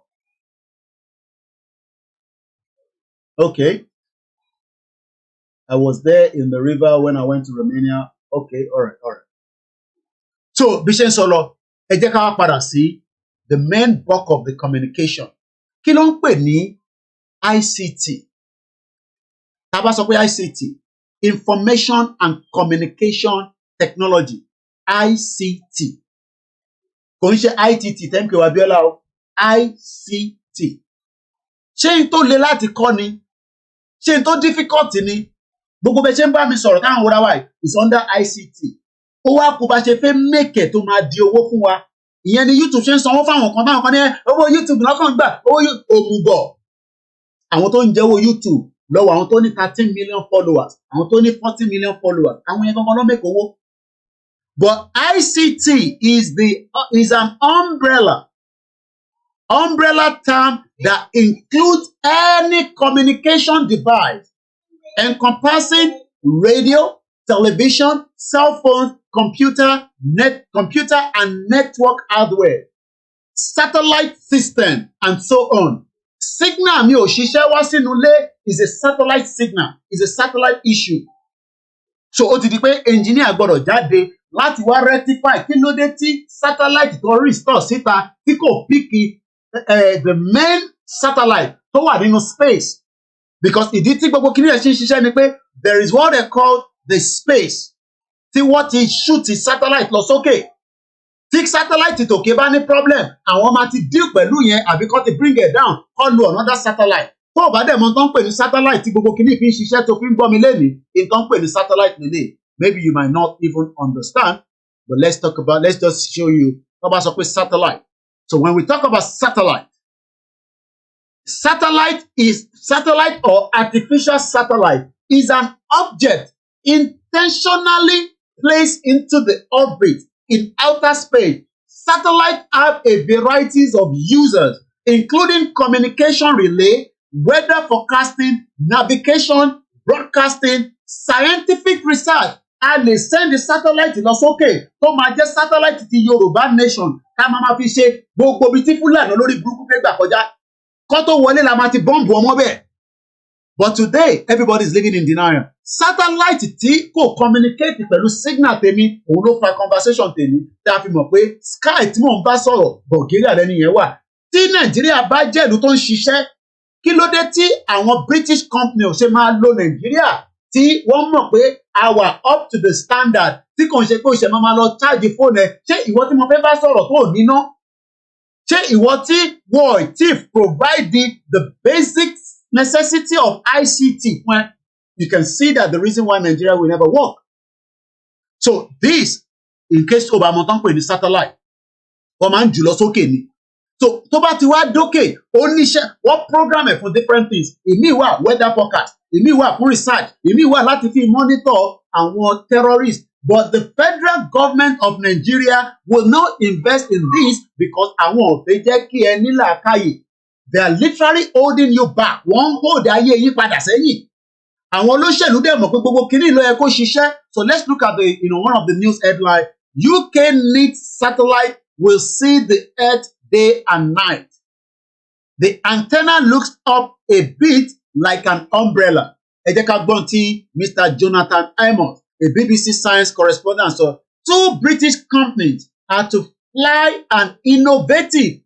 Tó bá sọ pé nǹkan innovative, kò ń ṣe pé ẹ ní làákàyè, àmọ́ Nàìjíríà kájọ wà nínú ẹ̀, ó ti gba làákàyè gbogbo wa. So all you have to do láàárọ̀ ni pé o kọ́kọ́ gbọ́dọ̀ lọ sí church. Nítorí pé ìwọ mọ̀ pé ìtàn pè ní kò dìgbà tó bá lọ sí church. Ìtàn pè ní o ní láti lọ sí mọ́ṣáláṣí. Ìtàn pè ní o ní láti lọ sọ́dọ̀ babaláwo. Government máa provide this ìtàn pè ní of a product idea featuring new method and advanced and original innovator. A person introducing a new idea. Ẹ máa sọ pé ẹ ní idea yẹn ò dìgbà tó bá lọ sí church ló máa wá ẹni tó máa fún ẹ lówó. Government must be able to fund ideas. Government must be able to make ideas to work. But in that messed up olórí burúkú máa ṣàǹfààní ìlú tó máa jóná padà pátápátá tí àwa máa fi jáde nínú ẹ̀.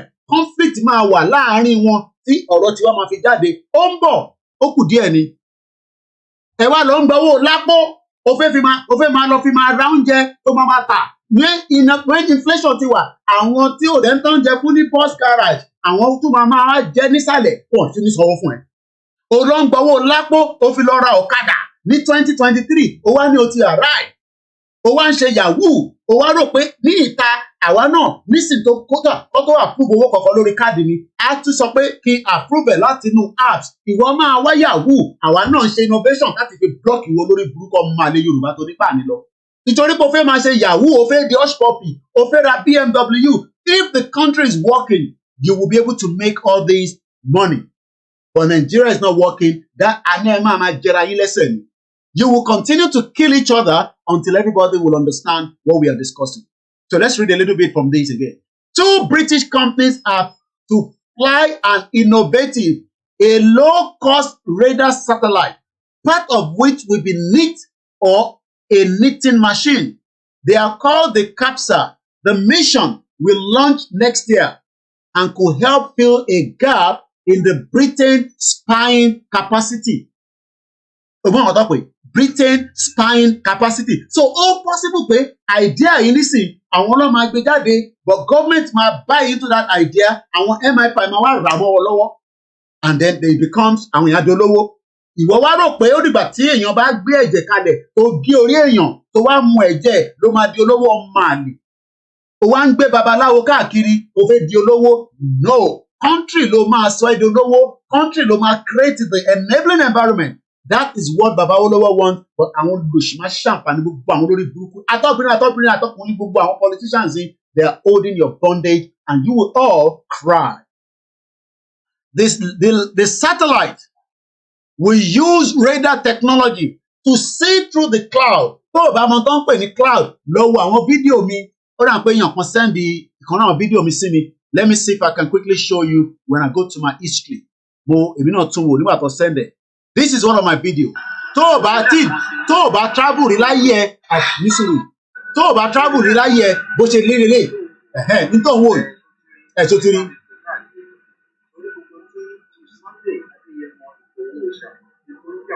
This is what we are saying. Latino aircraft, mo jókòó sí ni mo ti record the video yìí ọmọ àlè. Oníkòsí tó kún ẹgbẹ́ rẹ̀ kò lè kún ẹ̀ nígbà tí ìran ò travel rí tó mọ bó ṣe ń lọ. Orí pé inú plane mo wà, sórí pé ó rí àwọn èèyàn nìyẹn, olúkálukú ló ń lọ káàkiri. Sórí.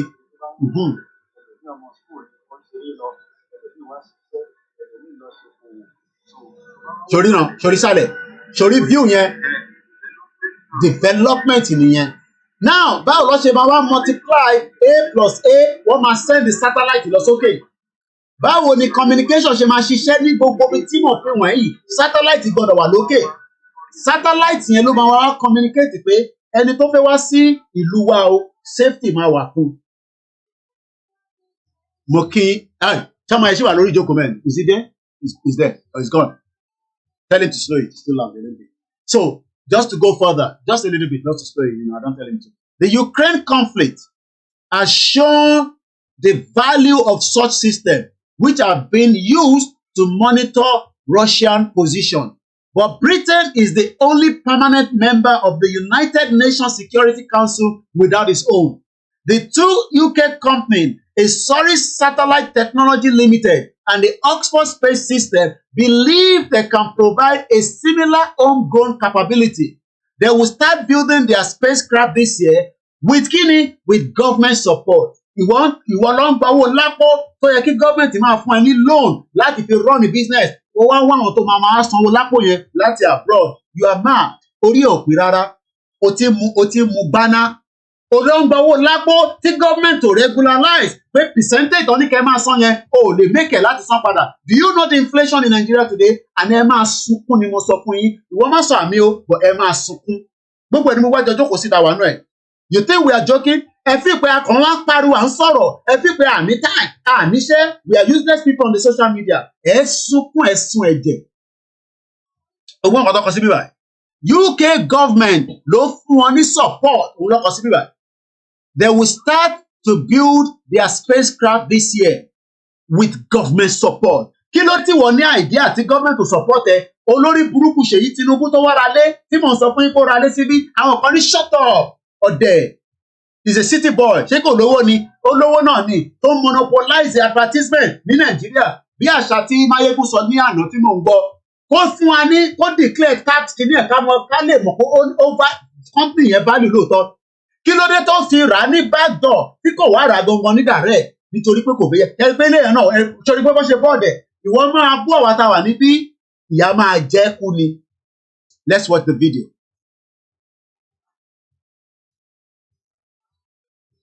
It doesn't come with the audio, but as you can see, this I believe will be like a prototype. So you now have a reason why, an understanding why my communication with this thing is too loud. I'm gonna do it. This is part of why I will go back. I will close this one. I want to go back again to Bulgaria. Bulgaria last year sọ̀rọ̀ lọ́wọ́lọ́wọ́. Bulgaria is just 6.8 million. But Bulgaria, the capital wọn jẹ́ Sofia, they are far ahead. Not just in the Europe, but also in most of these stupid nonsense jagbajantis country we call Africa. Bonsoir, Mr. Bright. So let's come back again here. Bulgaria has a long, rich tradition, àti submitting tradition fún yín, ó ti ní understanding it, in the IT and electronic sector dating back to the communist era. And it is still known as the Silicon Valley of the Southeastern Europe. Bulgaria is home to approximately 10,000 ICT companies. Imagine tó bá jẹ́ pé Nigeria jẹ́ ìlú ni, we should also have about 20,000 ICT. where everybody, oh, ní láti lọ sí university fún. All you need to do is add this 6 weeks or 12 weeks training, and thereabout you can continue to be a customer service. Oh, then ní láti kúrò ní Nigeria. You will be talking to people around the world depending on who is outsourcing the job. 70%, Bobby Bye, 70% of which are only exporting. Kí ló ń pè ní exporting? Let's go and find the meaning of exporting. What's the meaning of? In a global trade, exporting is the process by which company, koikimedia, in Bulgaria, from one country sell their goods and services to companies in Lagos State or consumer in different countries. So to the understanding, anything, àwọn ará Bulgaria tí mo bá sọ̀rọ̀, ìyẹn woman tí mo bá sọ̀rọ̀, inú ilé ẹ̀ ló ti ń communicate as a customer service. So that means that all she just have to be there is kọ́ bá ti ń bọ̀ púpúpúpúpúpú àti mọ signal tó máa fi pick ẹ̀. Tó bá ti pick ẹ̀, tí kò bá ń ṣe pé a sọ̀rọ̀ wọnú bẹ̀, ó dẹ̀ ní mi ní the first call àwọn láàárọ̀ ẹ̀. I would not have known that I was having a conversation with somebody in Bulgaria, a country with less than 7 million. And you are in Nigeria, ó wá lọ sọ́dọ̀ babaláwo kó ṣoògùn fún ẹ kó fẹ́ lówó lọ́wọ́ torí kó crazy. Tó bá jẹ́ pé Nigeria ń ṣiṣẹ́ ni, tó wọ́ọ̀kì fún náà gbogbo wa ni, it would be providing the same service that I'm talking about. Now, I always talk about the export of Nigeria. Now, kí ló dé tí àwa náà ní 10,000 companies? And let's go to our OEC that we normally use. In 2021, according to this historical data told us that Nigeria also export certain things out of Nigeria. But one thing they did not export is the human talent. The human talent. You can see that from all this data in front of us, we've shown you all the time. This data prove that Nigeria did not export ICT. You know what? Ní electricity, and they have not been able to provide the infrastructure to the enabling environment to provide ICT to as this was happening here. Let me bring it there. So why did lọ́dọ̀ tí wọ́n export? So let's look at the the graphs. So you can see from this graph that they are at, let's see this one. Industry changing in Bulgaria. How is the IT industry changing Bulgaria? How is the IT industry? How was it changing Bulgaria? This article was written by BGO Software on the 30th of May 2017. Let's read a little bit out of it. Remember that the only thing that Nigeria was able to export in 2021 was the crude oil. How come we could not export the human talent? It does not mean that everybody needs to run out of Nigeria. You can be in Nigeria, build a proper ICT across the country, and we can communicate and do that as a business called outsourcing. But today, everybody just wake up, sleep. You have ideas, nobody to fund the ideas. You have the ideas. We come back to that. Small in size, yet big in opportunities. You think it's about big. Hey, we keep Nigeria so that Peter Obi will come and be the president. Bomb bastard. Peter Obi Oshiwo. Peter Obi that's a criminal. Peter Obi that kept his money in Pandora. Small in size, yet big in opportunity. Elbow phrase here. Small. One if Firigbon Shileku. Àbí wà lẹ ṣe máa ń sọ. Ẹni tó bá ní kọ́kọ́rọ́ ló máa ṣí. Ìyẹn lẹ ṣe ń bẹ̀rù Ìgbòho. Because one more, the importance of what might be small, but the Nigerian politician knows is important. And ọ̀lẹ la ṣe ń jẹ lẹ́nu. Because as far that Igboho remains into Yoruba nation, ìwọ ló kọ́ bá Igboho. No, Igboho jẹ́gẹ́ bí baby àmì Igboho.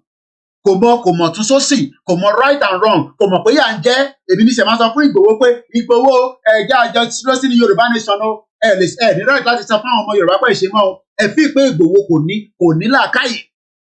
Làákàyè tí Igboho ń lò lọ́wọ́lọ́wọ́ nísìn, almost 3 times làákàyè tí bàbá wa Awólọ́wọ̀ tó inject sí lára ni, because bàbá Awólọ́wọ̀ ti inject sí gbogbo wa lára because wọ́n bàbá yẹn máa gbàdúrà pé ká ṣe jòwú lọ ṣé wọ́n ń gbàdúrà kí wọ́n ṣe jòmú ẹ lọ wèrè born bastard ṣé ìwọ ń gbàdúrà ní ọmọ tí o bí kí ìwọ máa ṣe jù lọ àbí kí ọmọ ṣe jù wọ lọ ṣé n tí bàbá tèmi ṣe ṣé èmi ò ti override bàbá mi nísìnyí pẹ̀lú kan tó wù ṣe ìyí tó ń ṣe lòun fi sílẹ̀ tó lọ yẹn ìyí tèmi ṣe nísìnyí ló ń lọ níwájú ìyí tí mò ń gbàdúrà tọmọ tèmi náà máa ṣe kó ju tèmi lọ. And this is why we are grateful to these three icons in Yoruba land that have stood their ground in the midst of all the obstacles around them. Ṣáwọn nìkan ni ọmọ Yorùbá tó fi di pé they are the only three people that are still standing.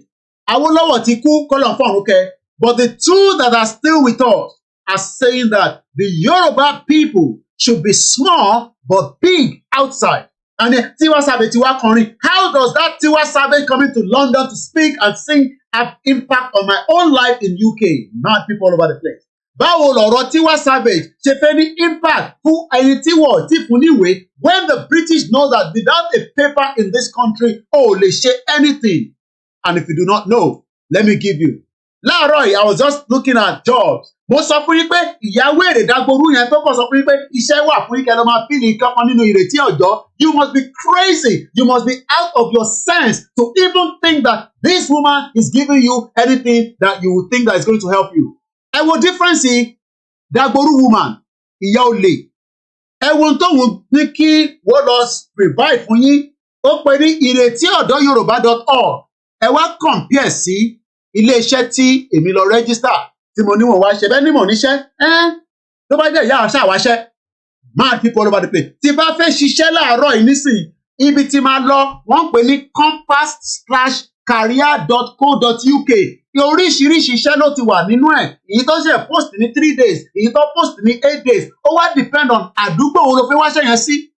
O lè wá sí anywhere. Tí bá ní mo fẹ́ wá láti Acne pé ẹ fún mi níṣẹ́ tó ṣe catering. Mo sọ fún yín pé the basic job ni o máa wá. O need láti ẹni tó kí ló fẹ́ máa stress ara fún because certificate ìwé èrè tó ń gbé bọ̀ tó ní value system kankan. Gbogbo àwọn tó ní certificate ní Nàìjíríà tẹ́ bá fẹ́ wọ UK tèmi wọ́n ní kẹ́ lọ ṣe exam míì ní èmi gan wọ́n ní kó lọ ṣe English wọ́n á tún ní kó lọ ṣe tuberculosis kó má pa àìsàn wá bá wa níbí. Mad people all over the place. À ń sọ fún yín pé Nàìjíríà ti wà nínú ìlú tí kò sí nínú system. A ní ká fọwọ́sowọ́pọ̀ ká lọ síbi tí ó máa gbé wa délẹ̀ lérí ẹ̀rọ ni ọ̀rọ̀ register. Iṣẹ́ náà dà nínú website nísìn all crime olè. Iṣẹ́ náà dà ní bíbá nísìn. Wọ́n tún gba data yín. Mo ń sọ fún yín pé ìwọ ọmọ important of data. Ìwọ máa lọ fi data síbẹ̀. 10 years from now, tí mo fi ti data yẹn máa wà. Máa lọ fi síbẹ̀. À ń sọ fún yín pé when we get our own nation, àwọn company ló máa wá register pẹ̀lú wa pé àwọn fẹ́ fún yín níṣẹ́ òun là ń sọ̀rọ̀ nípa. It is small in size but yet it is big in opportunity. Ìlú wo ló ń pè bẹ́ẹ̀? Bulgaria has transformed in one of the world's leading IT business destinations for the last couple of years. Ó wà nínú Nàìjíríà ìlú olórí burúkú. Ìlú tó yẹ kó máa jí láàárọ̀ kó máa fèpè ràn lọ́wọ́ pé ó ti ba iye kàríà tiẹ̀ jẹ́, ó ba kàríà bàbá ẹ̀ jẹ́, ó ba kàríà ẹ̀gbọ́n ẹ̀ jẹ́, ó ba kàríà generation tó ń bọ̀ látọ̀dọ̀ tiẹ̀ torí pé ó ti ba kàríà tàwa jẹ́. Mad people all over the place. Bulgaria gbogbo population wọn lé ní kò tó 7 million. Wọ́n ní it is a small in size but it is yet big opportunity. Ìlú ló máa kọ́kọ́ dúró tí àwọn company máa bẹ̀rẹ̀ pé ìlú wo nìyẹn Yorùbá nation ni ṣé wọ́n wà well trained ṣé wọ́n ní infrastructure ìlú tó fún yín níná tens ló I better pass my neighbor. Ó wá fẹ́ fi compare. Mo dẹ̀ ń sọ fún yín pé ìyá Dagboru ìtiwá Dagboru ó lo 419 fi wọlé ó gba dátà gbogbo ọmọ Yorùbá dání sọ́wọ́ à ń bí pé kókó dátà padà wá nísìn mẹ́kẹ̀mẹ́kẹ́ ló ń sọ kò mú ọ̀rọ̀ kankan jáde mọ́. Mo dẹ̀ ń sọ fún yín pé tí bá ń wáṣẹ́ ní lẹ́ni nísìn gbogbo ibi tí bá ti ríṣẹ́ lélẹ̀. Tí bá wá click lórí catering assistant mo ní láti ra mi lẹ́nu. Èèlò ọdọ́ máa sọ fún mi wọ́n ti sọ. Ó ti sọ salary tí máa gbà at per hour £10.57 ọmọ àlè má ṣe sọ́wọ́ Nàìjíríà kọ́ ni mò ń gbé mad people all over the place. Torí pé ó ní bills tá à ń san ní bíbá. So based on eye tí government ní kó san lórí iṣẹ́ yẹn làwọn náà gbé yẹ̀wò. Wọ́n tún wá náà tún máa san £2.10. How many hours contract ni ọ̀pọ̀lọpọ̀ yín ṣiṣẹ́ lábẹ́ Indian nínú Nàìjíríà? Indian wá di ọ̀gá mọ́wọ́ lọ́wọ́. A tún máa kẹran sí ẹ lábò. A máa tún gbà sí fún ẹ nísàlẹ̀ ìwọ tó bá jẹ́ obìnrin. àwọn Lebanese wá override wa nílẹ̀ wa àwọn Chinese àti sọ pé àwọn kan ò lè jẹun nínú restaurant ẹ̀ka finá sí but fẹ́ ṣe yẹn àwa ní a máa jáde gbogbo wa máa jáde nísìnyí mo kàn sọ nígbà yẹn ká jáde tán ká fi ẹ̀dùn ọkàn wa hàn kí gbogbo wa ká lock it down ká jáde ní protest ìyá Dagborude oníkẹ́ má ṣe protest òun ti declare mad people all over the place.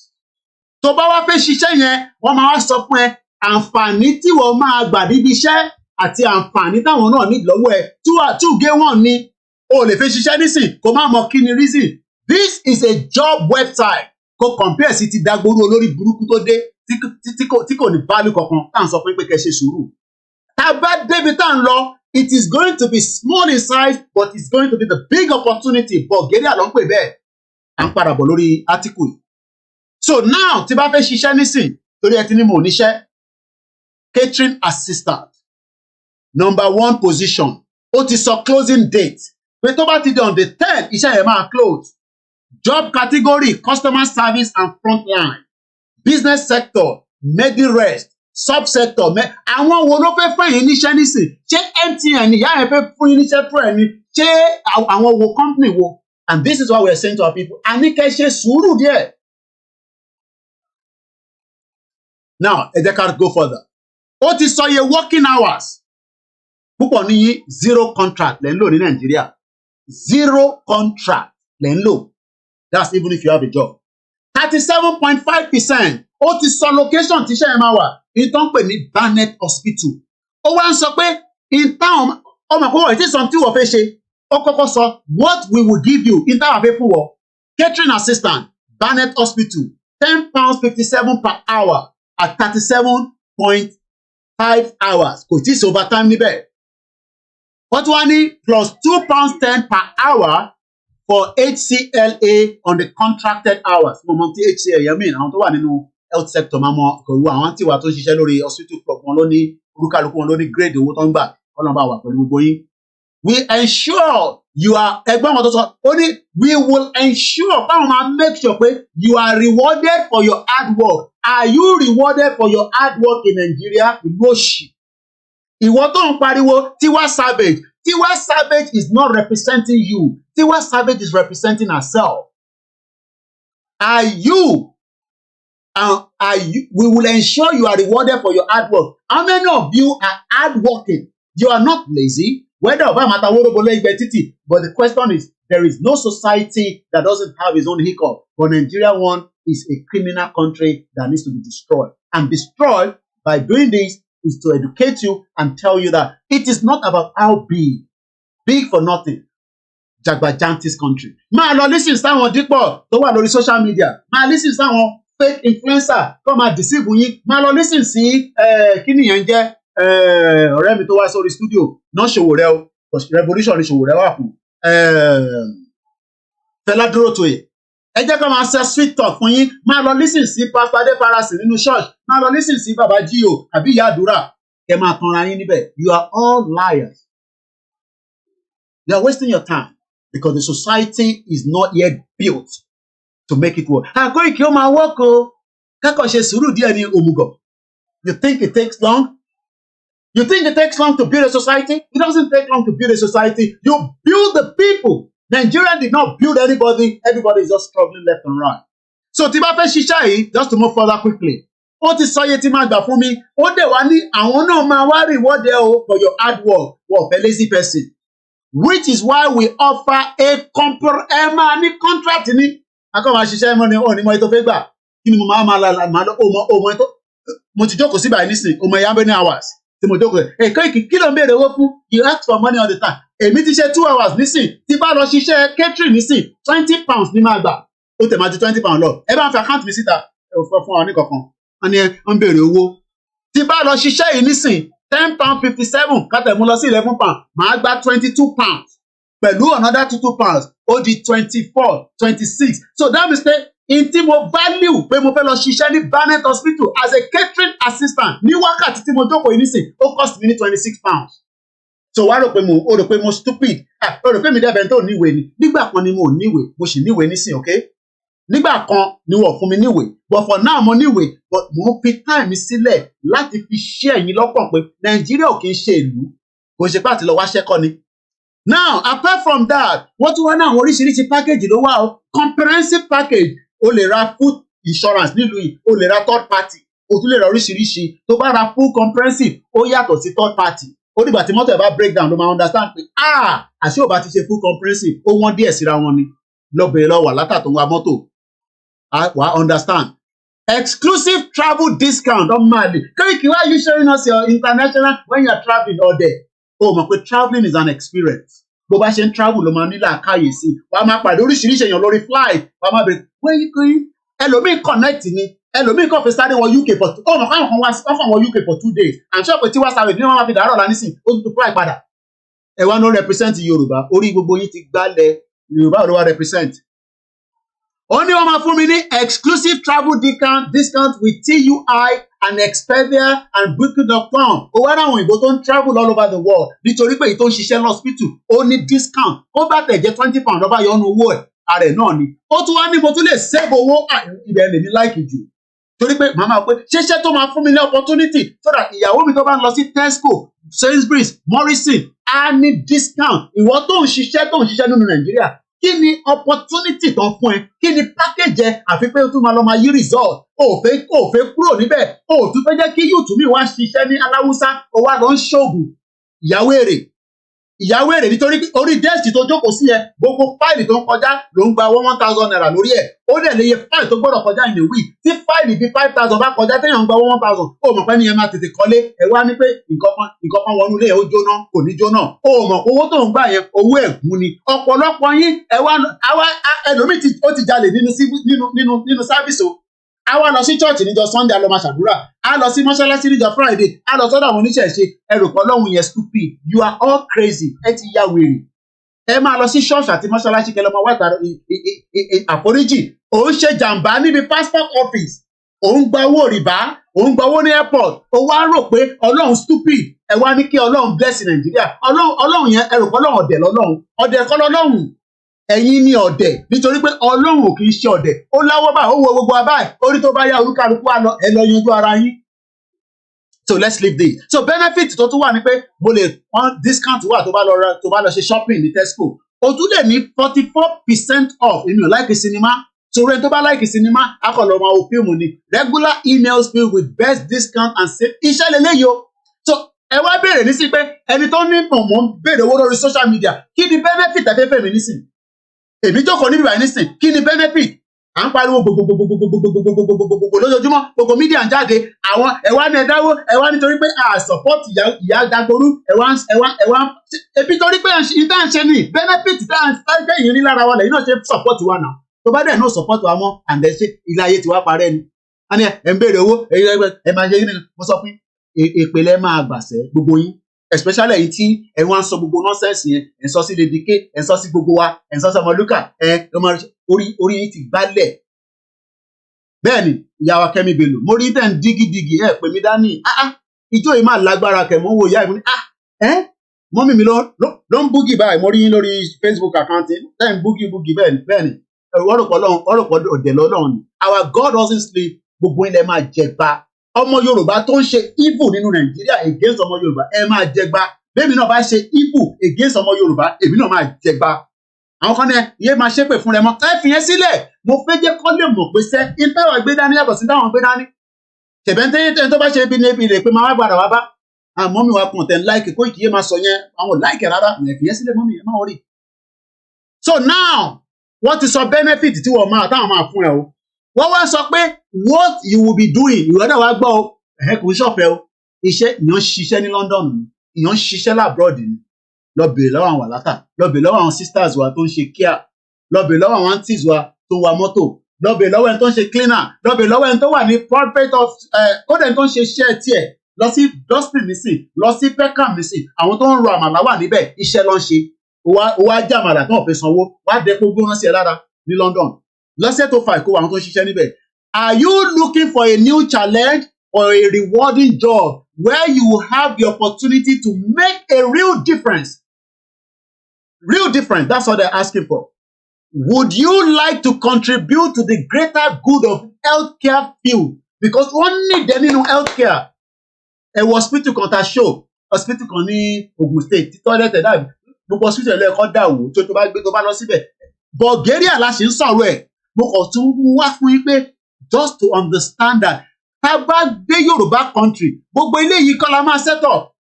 Ẹ lọ wáṣẹ́, ẹ lọ forúkọ sílẹ̀ is all crime. So let's leave that and then you have understanding of what. So what I need more about the role. Prepare hot and cold meal.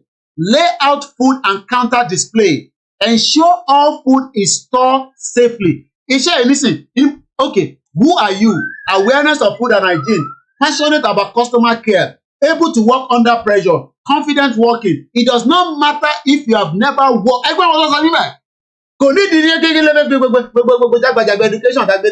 Education shit. We are the most educated people.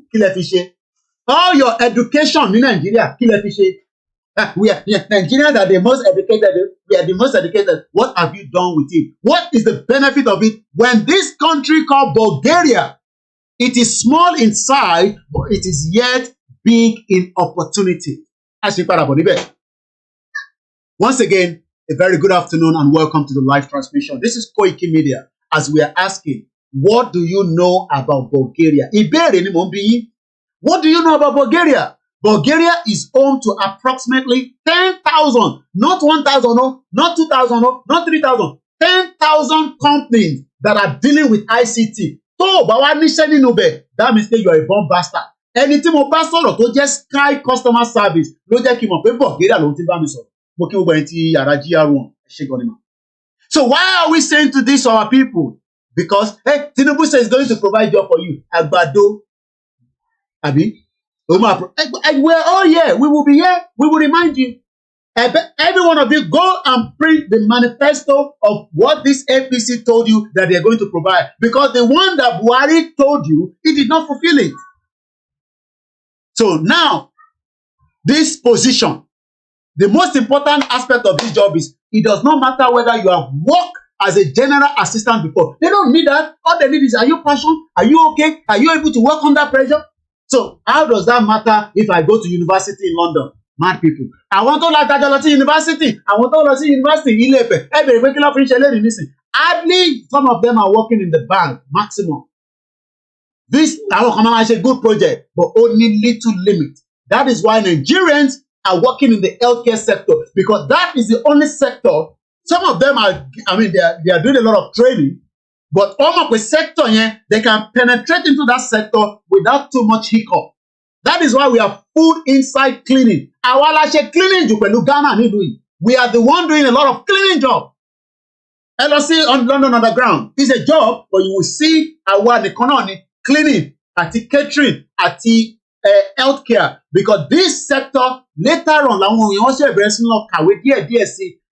aunties even though we struggle, what to share, padà lọ sí university. But it don't be there go advantage because university Louis, okay, ẹlòmíì láti inú hospital yẹn, wá kọ́ sọ pé okay, wá kọ́ enroll sí university. But actually, because ó ń ṣe practical, kò dẹ̀ sí nǹkan tó dàbí practical, because tó bá ṣe tán university tó bá ní work experience, you are not going anywhere. How many of you are finished in Nigeria and you are doing POS? Is that how it's meant to be? The reason why there's progression here, I told you that my mom went back to university. Because some people thought that because the government was providing the funding, so they thought that when you go back to university, it's because of the money. But mom said, I'm always happy. Graduation, I'm going to show you one day. At least you all know the face of my mom. I'm not showing any graduation here. Hopefully before the end of the week. Again. I was with her last week for more than 2 days. So, I want to what the health sector.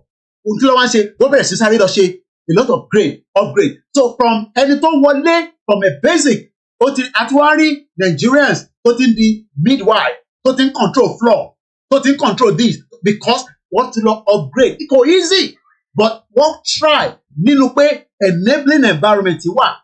These are all the reasons why we are saying that we need to get the hell out of Nigeria, because I need security. Security, oh my God.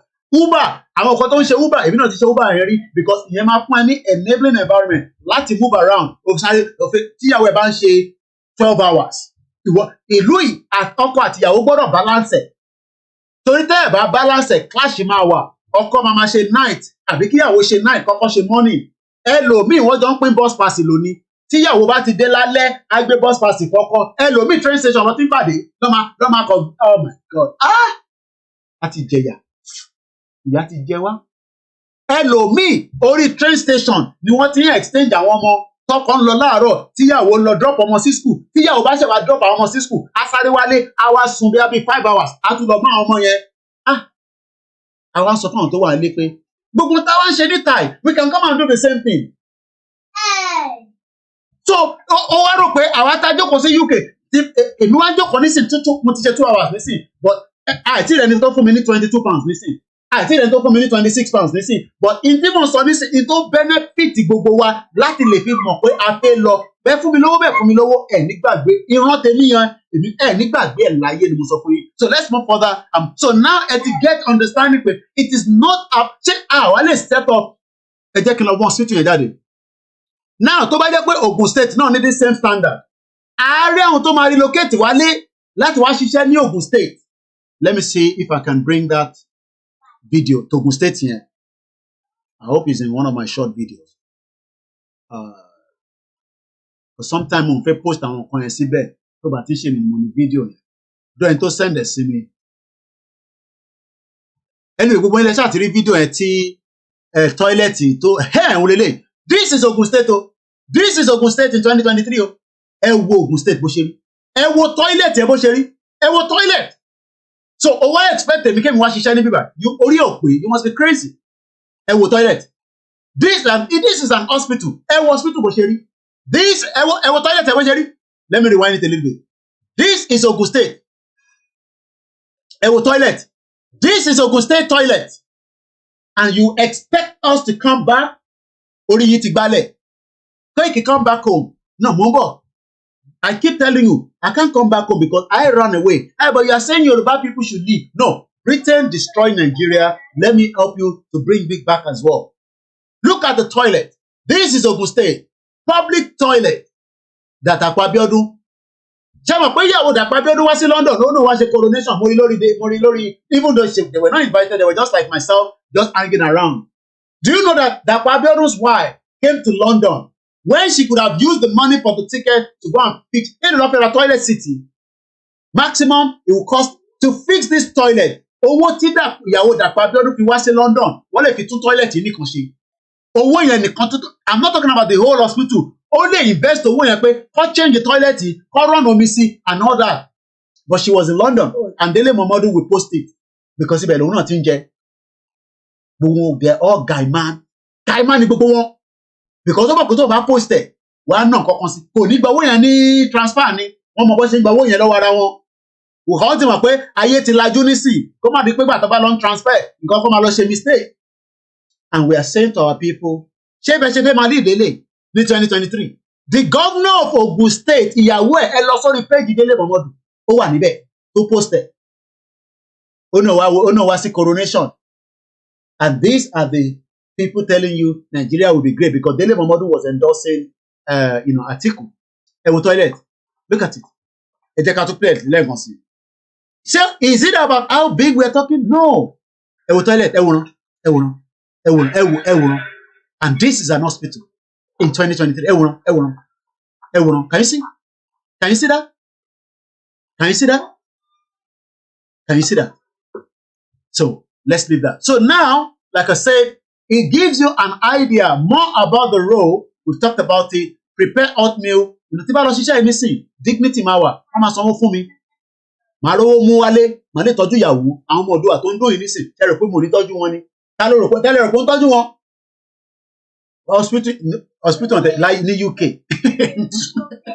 Hospital yẹn á wà bẹ́ẹ̀ ní UK. Àti manager àti gbogbo prison lè máa lọ. Láyé hospital yẹn kẹ̀. Ìwọ náà mọ̀ yẹn wà látà. Ilé hospital gan gbogbo hospital kan wà kó tẹ̀lé bí a nígbà kan ṣáàtì Britain náà tó develop. So tí bá lọ ṣiṣẹ́ yìí nísìn màá máa prepare oatmeal màá lay out the food, màá ensure pé food is safe in properly, màá handle owó, wọ́n dẹ̀ ti sọ pé máa ṣe security kíní ní bíbá DBS. So kí la fi ń sọ gbogbo eléyìí fún ẹ̀yin wa ni pé just to let you know. Now let's come back to Bulgaria again. Ẹ jẹ́ ká kátìkù ilé nǹkan sí. A máa ṣe ojú òpó anytime soon. I want to focus now on Bulgaria. Kí ló dé tí Bulgaria ní that system tó ń ṣiṣẹ́ tí Nàìjíríà ò lè ní that system? Ṣèbí àwa tóbi apọ̀. Ṣèbí àwa tóbi, that hospital would have been closed down by inspector in UK and the CEO would be in jail. You're right, Malaka. Small in size, yet big in opportunity. Bulgaria has transformed in one of the world's leading IT business destination for the last couple of years. The substantial growth of the IT sector on local ground has had and it still continues to have tremendous role when it comes to measuring our levels of competitiveness. Simply put, it helps Bulgarian business climb up and stairs of success faster than we have imagined. What is more, it speeds up the establishment of progress market and promises better structure economy. Finding a spot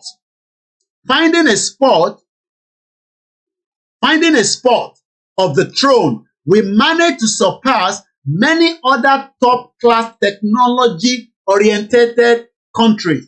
Thus, the adoption of the latest IT trends, productivity, yield efficacy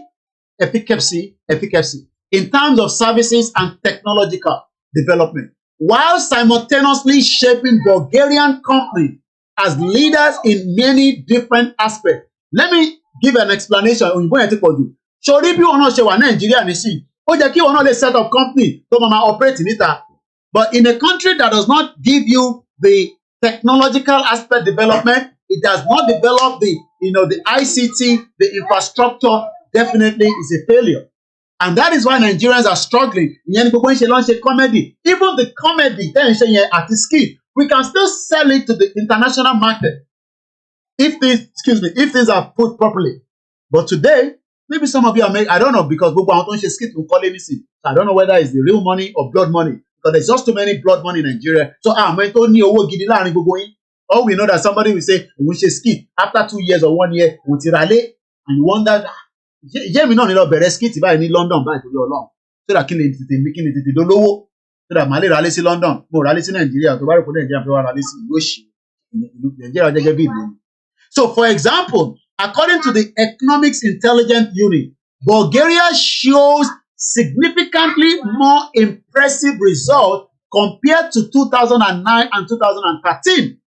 Thus, for the 2014 to 2018 time frame, we scooped the 46th place and outshine many other countries from around the world thanks to the proliferating business environment. Sorry, let's break it down. Proliferate. Lẹ́ẹ̀kan sí. Proliferate. Tó bá ń gbọ́ àwọn òyìnbó ńláńlá ẹ̀, ẹ má bínú again, like I said, there's a lot of noise on the background. Let's manage it. It's called increase rapidly in number, multiply. So that's the meaning. Proliferate. Proliferate. Proliferate. Or proliferating. That's the present participle. So when we say something is proliferation, to grow or cause to grow, ó yẹ káwa náà grow in the farming industry. Gbogbo ilẹ̀ fẹ́ ṣe farmer. But nísìn Fúlàní ò jẹ́ kó jókòó sínú farm. Bó ṣe ń lé ẹ ló ń lé ẹ, bó ṣe ń lé ẹ lọ́sàn-án ló ń lé ẹ lóru, bó ṣe ń lé yín láàárọ̀ ló ń lé yín lálẹ́, ló ń lé yín lọ́sàn-án. And wá ní governor tó protect interest yín. Because àwa làwa ní farming, tí bàbá wo lọ́wọ́ fẹ́ ṣe tó pọ̀ jù nìyẹn. But unfortunately today, we could not even send any produce outside. Not that we are not sending, but the little that we are sending, ó kéré gan. Tó bá wo gbogbo bíbá yìí nísìn ní 2021, export in Nigeria, ó jẹ́ kó jẹ́ agriculture ló yẹ kó máa fún wa ní 72.5%. Kí crude oil náà máa fún wa ní 72.5%. But tá bá wo lọ wo bọ̀ nísìn, gbogbo inter export ní oúnjẹ ó kéré gan. Vegetable oil China ló rà tó pọ̀ jù ńbẹ̀. So China ń ra vegetable oil wa wọ́n wá fi ṣe raw finishing produce wá dá padà wá. Japan ń rà lọ́wọ́ wa, Malaysia ń rà lọ́wọ́ wa, Chinese Taipei ń rà, Hong Kong, Canada, other African countries, Australia, other European countries. These are the countries. But one thing we need to understand is àti cocoa beans. Ẹni tó ń ra cocoa beans òun ní Netherlands, àwọn yẹn need ní surplus láti fi ṣe kíni, láti fi ṣe chocolate. Germany, Belgium, Russia, Italy. But one thing we've not been able to do, human talent tani sell síta just as Bulgaria have been able to do in this discussion that we are having today. The reason why Bulgaria has moved faster than any one of us is because they have provided the enabling environment. So I'm trying to see if I can find a video that we can watch surrounding that. Bulgaria's Sound Vision award-winning technology. Okay, let's watch this. Sound Vision innovative. Again, innovative. Innovative. But the problem is, how do you become innovative when the government is not there to support you? Whether Tinubu is going to support you, we all look forward to that. So, Sound Vision innovative technology to help the visually impaired. Àwọn ló ń pè ní visually impaired, àwọn tí for one reason or the other, ojú ń ṣe kíni is a little bit. So, that is what they call visual impaired. Sórí wọn.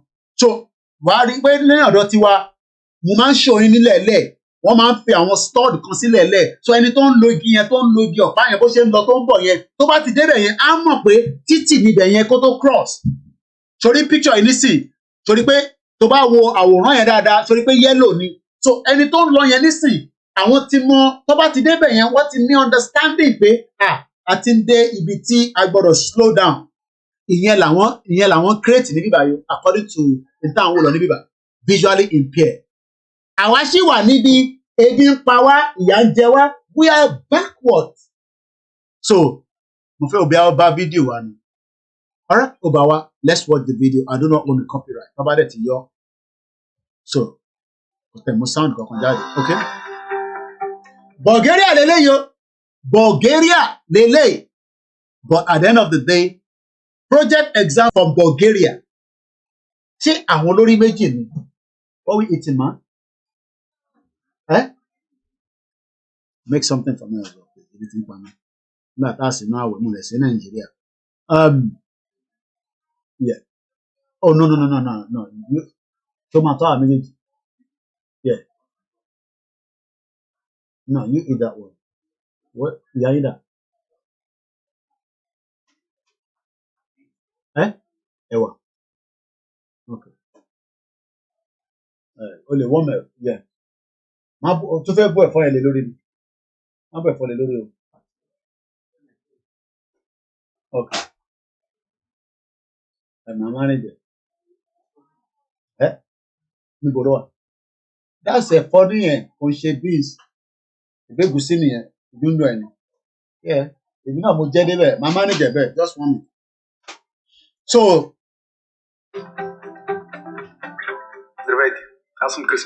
Now, sori pé èdè ló fi ń sọ̀rọ̀. Kí ló fẹ́ fòyìnbó ṣe? Ẹ̀yin lẹ nídẹ̀, ẹni tó bá sori kún ẹ̀ bó ṣe rà bí kún tèmi báyìí. Torí pé kún ẹ̀yàn bẹ̀m̀bẹ̀m̀bẹ̀m ni. Òun ni CTO sales or scale focus, Kasima Kostodinivo. Kí ló fẹ́ fòyìnbó ṣe? English is not their language. Wọ́n lédè tiwọn. Why is the heater on? Ta ló tan heater? Ẹ lọ pa ẹ̀ náà, kí lẹ tan fún? Àbí àyín ló ní kẹtàn ni. Scale focus. Доставянето на иновативни технологични решения. Stop here. Delivering innovative technology solution has always been the fundamental of what we do. How should we have transformed, farming? Tó bá yẹ pé àwa náà ṣe farming, ká ti transform ẹ̀. Débi pé tí bá fẹ́ ra ìkọ́kọrẹ́ nísìnyí ìkọ́kọrẹ́, màá lọ sórí internet. Á dẹ̀ gbé mi lọ sí farm yẹn, màá make sure pé bẹ́ẹ̀ ṣe ń ṣe lóòótọ́. gbogbo yẹn ni mo ti ṣe pẹ̀lú Captain John ẹ lọ wo fídíò yẹn ẹ lọ type koikimedia Captain John gbogbo ẹ̀ láti sáré ẹ̀ pé ká ṣe ìgbà tí irọ́ ni the work Mr. Country. И най-вече на социално отговорност. Only especially in our socially responsible project like Sound Vision. Проекти. Един такъв проект е Sound Vision. With this project and with the financial support of the Norway grant, we succeed in delivering. Yeah. Sure. Just leave it there. Yeah. С финансовата подкрепа на Innovation Norway ние успяхме да разработим устройство, което да помага в живота на хората с нарушено зрение, правейки го по-активно. So, not to just bore you with this, at least you got the understanding of what we are saying. Nigerians need to catch up with the fact that the country you love so much does not love you. It does not matter whether it's a Yoruba man that is there.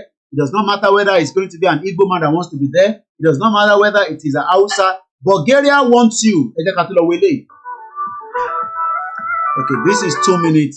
So I'm going to remove my camera for just a few minutes. So that I can necessarily knock in the background. I'm going to make my mind.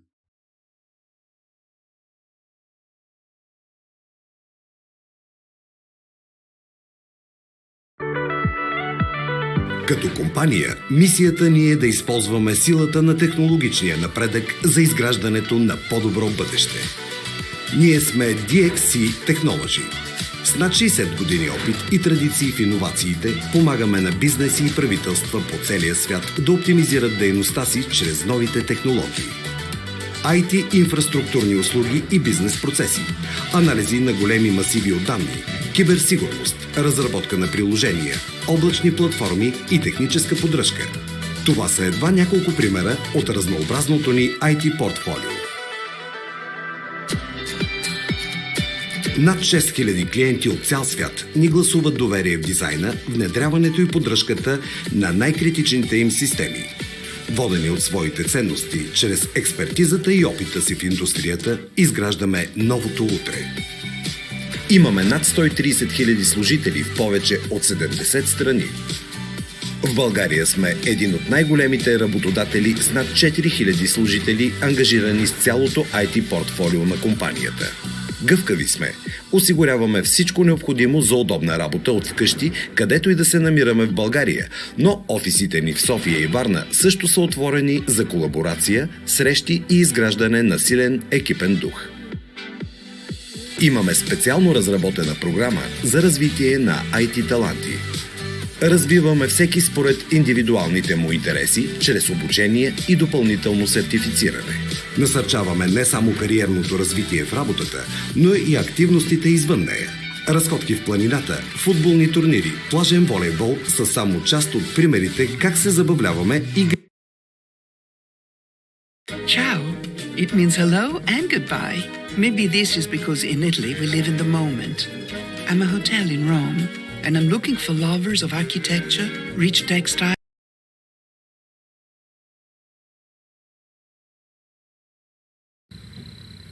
Fields of purple pepper the landscape of central Bulgaria. With a climate matching that of Provence, partnered with cheap labour and an abundance of arable land, Bulgaria's lavender fields have expanded sixfold to some 20,000 hectares since 2010, outpacing France. While the production of lavender oil soared 10 times to as much as 600 tonnes a year in 2020. Philip Lysicharov's company grows 160 hectares of certified organic lavender. The future for Bulgaria is to produce quality lavender oil, which meets standards to position itself on the market.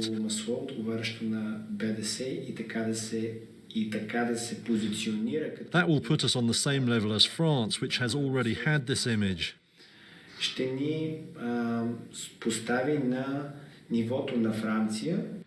But the sudden success hasn't come without problems. After surging in 2018 to over 120 euros per kilogram, the average price of lavender oil halved to about 60 euros last year, according to Agriculture Ministry data. Nikolai Valkanov is a manager at IntelliAgro Consultancy, an organisation which supports sustainable and competitive agriculture. The Bulgarian production grew so fast that it began to outpace demand, which automatically led to a drop in the price. Quality has also been a challenge. Most of Bulgaria's new lavender fields were planted in the country's northeast, where grain producers switched to lavender, looking for better returns. But they often lacked the proper skills and planted non-certified varieties. While the oil produced by traditional producers in central Bulgaria meets the high standards required by Austria's agriculture, growing the future.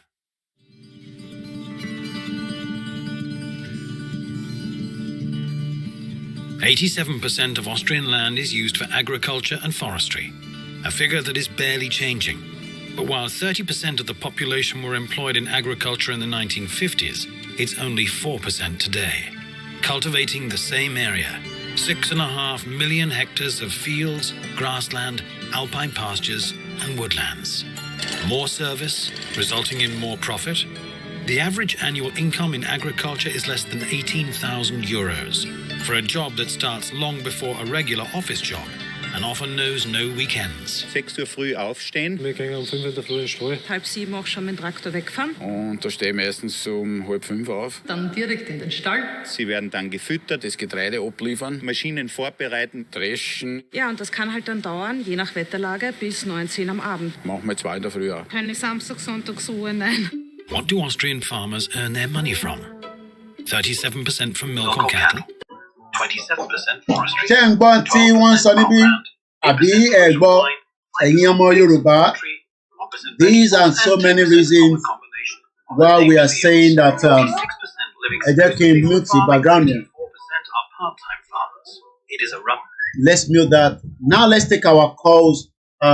Let's open the phone line because we'll keep programming go to 3 hours long. Hopefully maybe 3.5 hours precisely. Moki Bugwale Konsi. We've been talking about Bulgaria in the last 2.5 hours.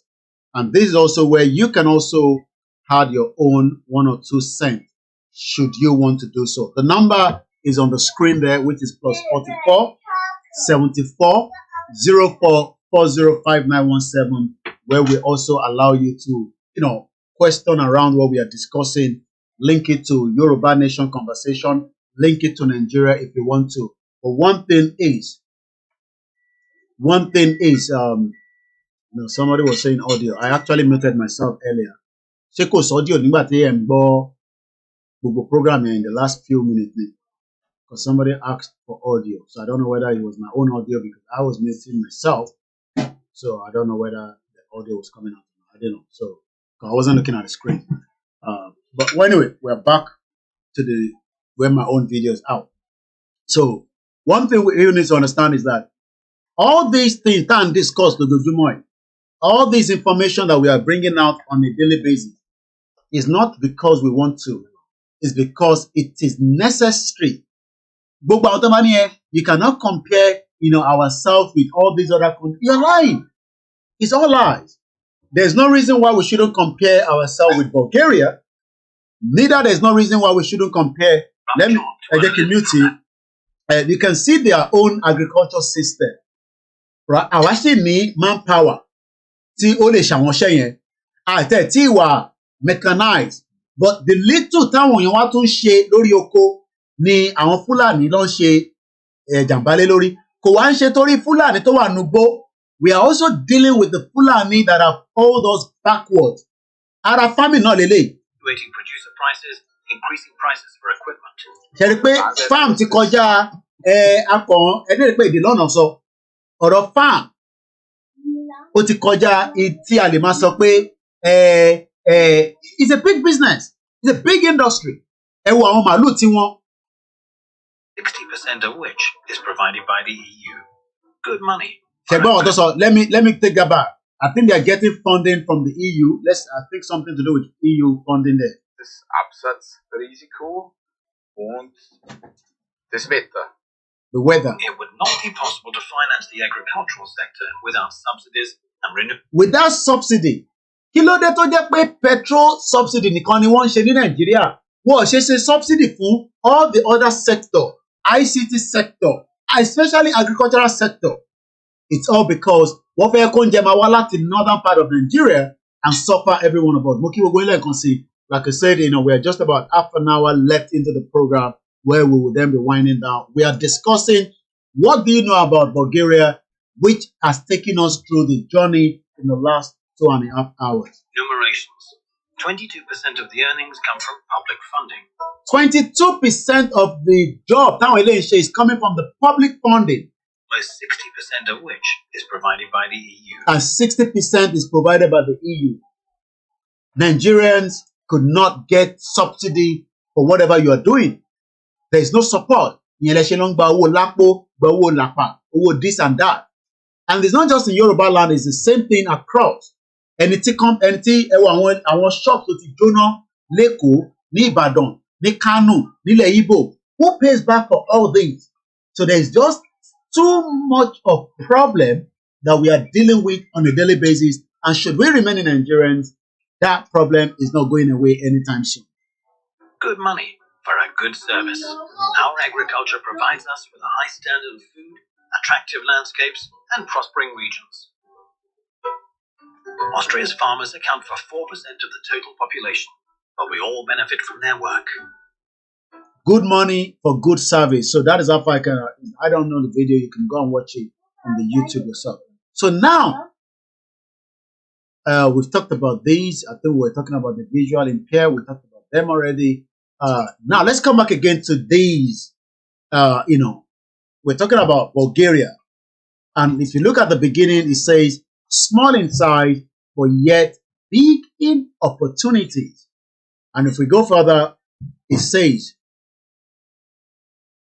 Romania, for instance, occupies 47. So while Bulgaria is 46, Romania is 47 place, whereas Greece and Serbia are left far behind in the position of 62 and 65. The reason why Nigeria could not get to this position is because of the years of negligence. And I'm going to show you, a guy put something together yesterday. I think I posted it on my timeline, where he was telling us about, so many businesses and, infrastructure that have been left for decades. One of them is Ajaokuta, as we all know.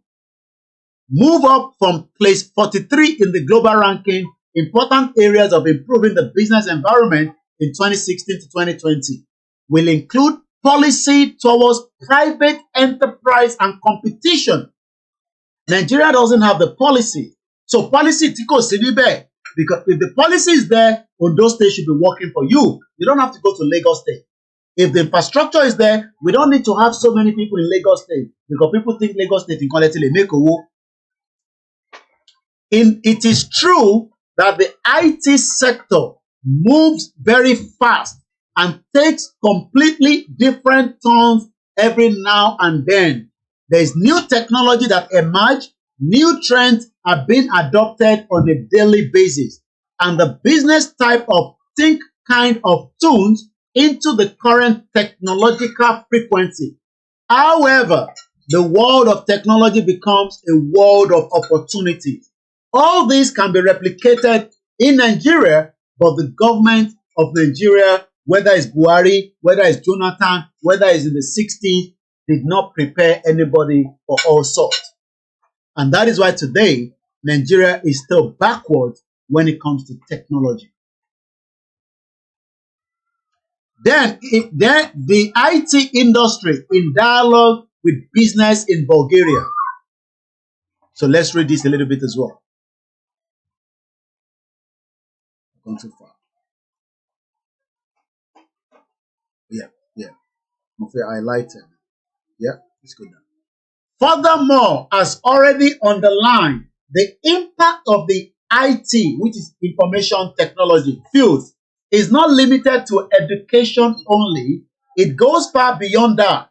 On the whole, it has a potential on its own to bring Bulgarian businesses to a global level by presenting and posing effective ways for various investment that can benefit the entire society.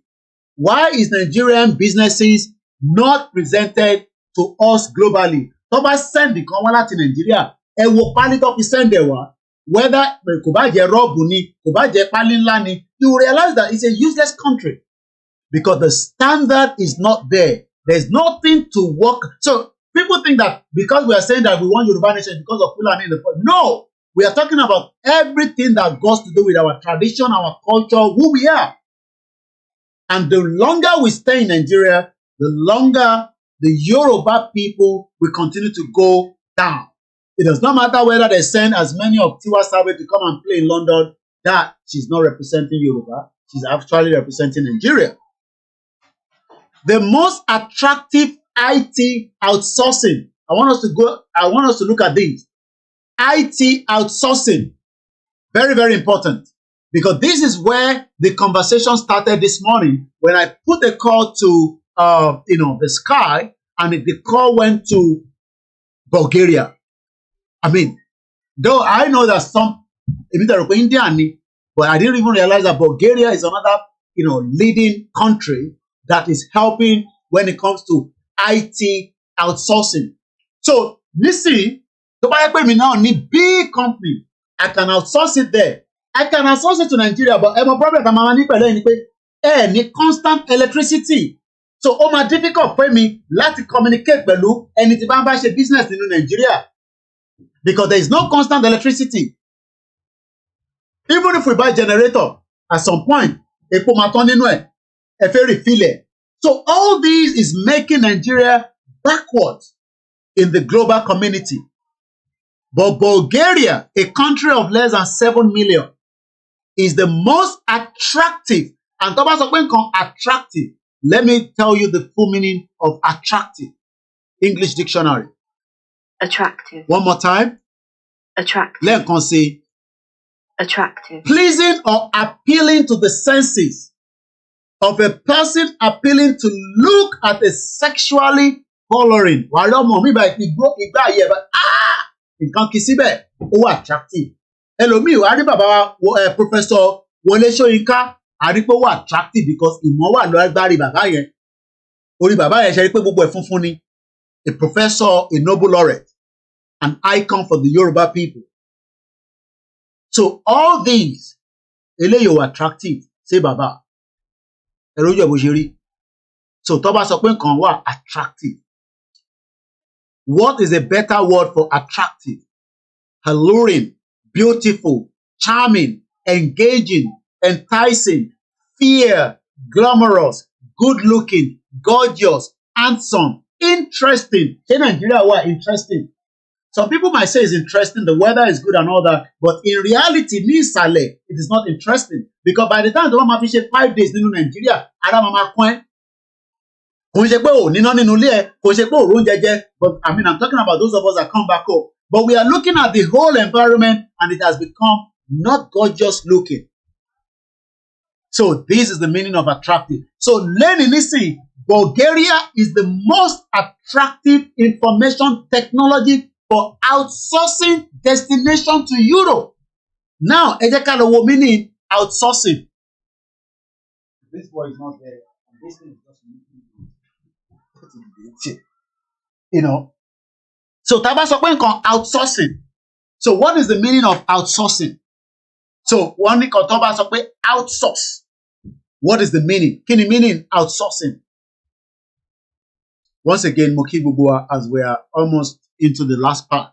So outsourcing is a business practice in which a company, koikimedia, hires somebody in Nigeria to perform tasks, handle operations, or provide services for the company. In company, outsourcing is a big business. Nigeria could have been an outsourcing at least to African countries. But today, outsource anything.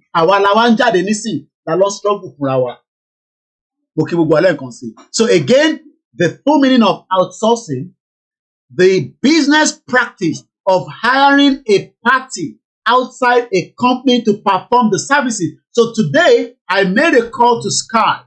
Sky is like your DSTV. And by the time I started the conversation, I did not know that the customer service I was speaking to, she's not based here in UK. She's based far away in Bulgaria. So if I wanted to go to Bulgaria by air, what is the time? How many hours? Let's look at that.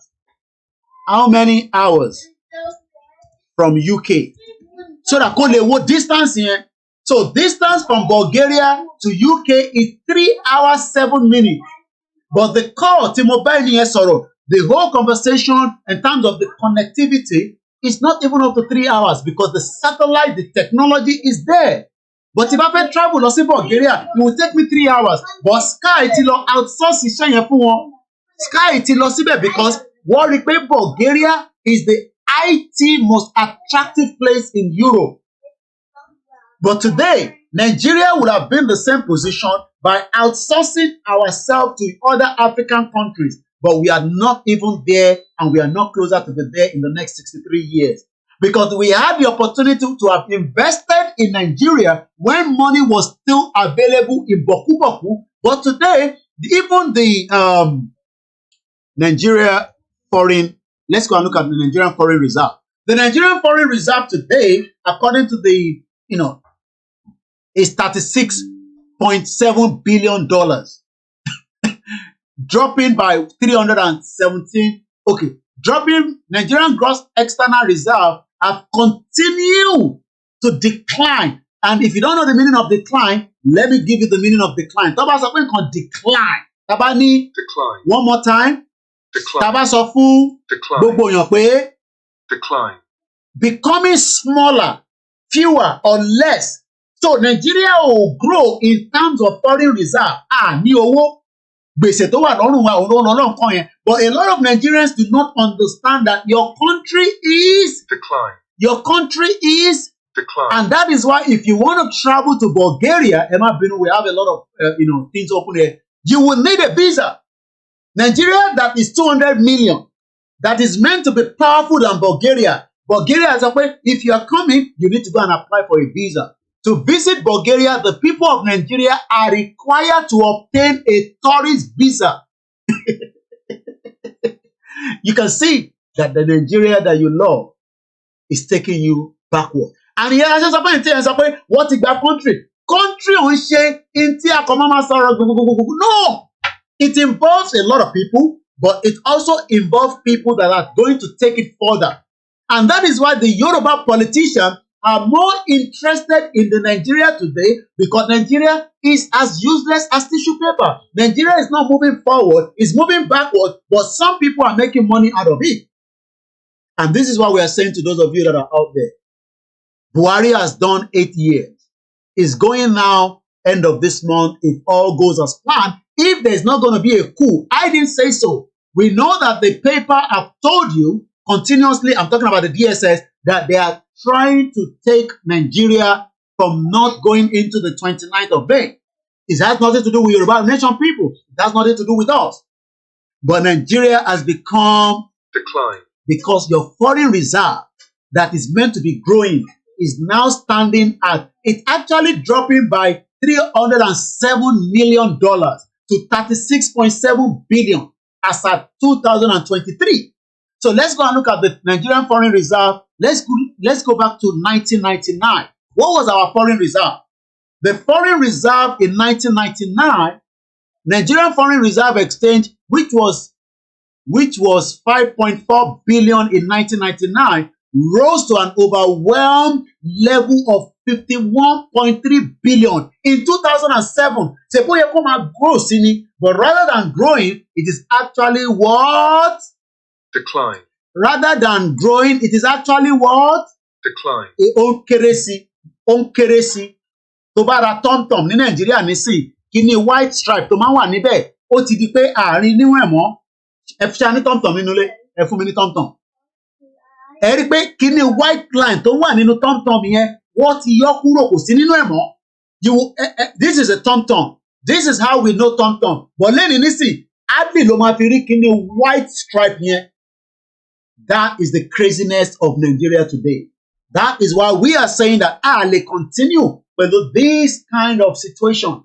At one situation room, Nigeria is holding our life backward and we must let it go. Tẹ́ ẹ bá ti let it go, then you will also be part of the system that is not working. Nígbà tí wàá padà sí democracy ní 1999, within that period, Bàbá Ọbásanjọ́ ṣekúṣẹyẹ, at least ó push reserve wa lọ sí almost 51 billion. Nígbà tá a máa fi dé 2008, ó di 53 billion. But owing to the crash in the international price of the crude oil in 2008 and the aftermath of the global financial crisis. Now, kí ni ibi tó wà ní 51 billion ó ṣe lè wá di in terms of ó ti di kò tẹ̀ tí pé 40 billion. Now, ẹ jẹ́ ká wo foreign reserve Bulgaria. Remember, Bulgaria is a very, very small country. So, ẹ jẹ́ ká wo foreign reserve. Careful. Don't worry. Okay, you can simply bring it. In the latest report, Bulgaria foreign exchange reserve equal by 7.6 months of import in 2000 and I need tom-tom. Give me the tom-tom. Meanwhile, Nigeria, in tí bá fẹ́ jẹ, màá jẹ ní bíbá. Ìwọ tó wà ń lé, ìwọ gan tí lè rówó ra tom-tom. Èló ló ń ta tom-tom nísìn? Ẹ wo ekéré. Ó kéré pa lọ́wọ́ yẹn tom-tom yẹn. The size of it, òun ló ń lọ lọ́nkàn yẹn. Very, very small. Á dilemma because tom-tom táwa gbójúmọ́ ó tóbi ní space, ó ní white stripe, but this day is gone. Say baba. Now, ẹ jẹ́ ká wo Bulgaria foreign reserve. Their foreign reserve is 78 million US dollars. I want to be sure of what I want to say so that you are not saying. I want to be sure. Okay. What I'm willing to suffer anyway. Bulgaria foreign exchange reserve data. I want to be sure. Hey. Okay. All right. Foreign exchange reserve in other countries. So as at April 2023, it is 38.4 billion US dollars. Now, what be the question in Nigeria? If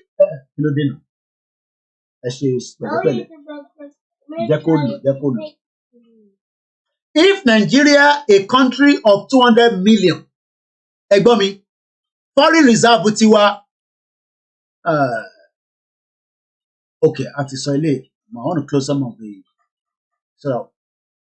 Nigerian foreign reserve. No, that's 1999 current one.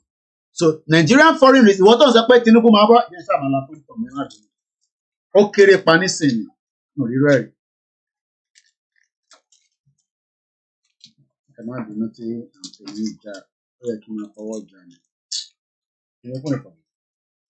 Okay, yeah.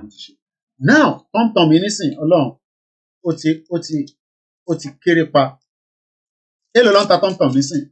Okay, torí lè jẹ́ lemon. Even though kò jẹ́ lemon fresh lime rather. Adé ni mo fi ń rí lime white pin tó wà nínú ẹ̀. 36 billion. Ṣé Bulgaria ló yẹ kó máa compete pẹ̀lú Nigeria? Because even Bulgaria gan ṣì ní bigger foreign reserve. Their foreign reserve is 38 billion, while Nigeria is 36 billion. Barely reaching Nigeria, not in Dubai. I have to go all the way down to N.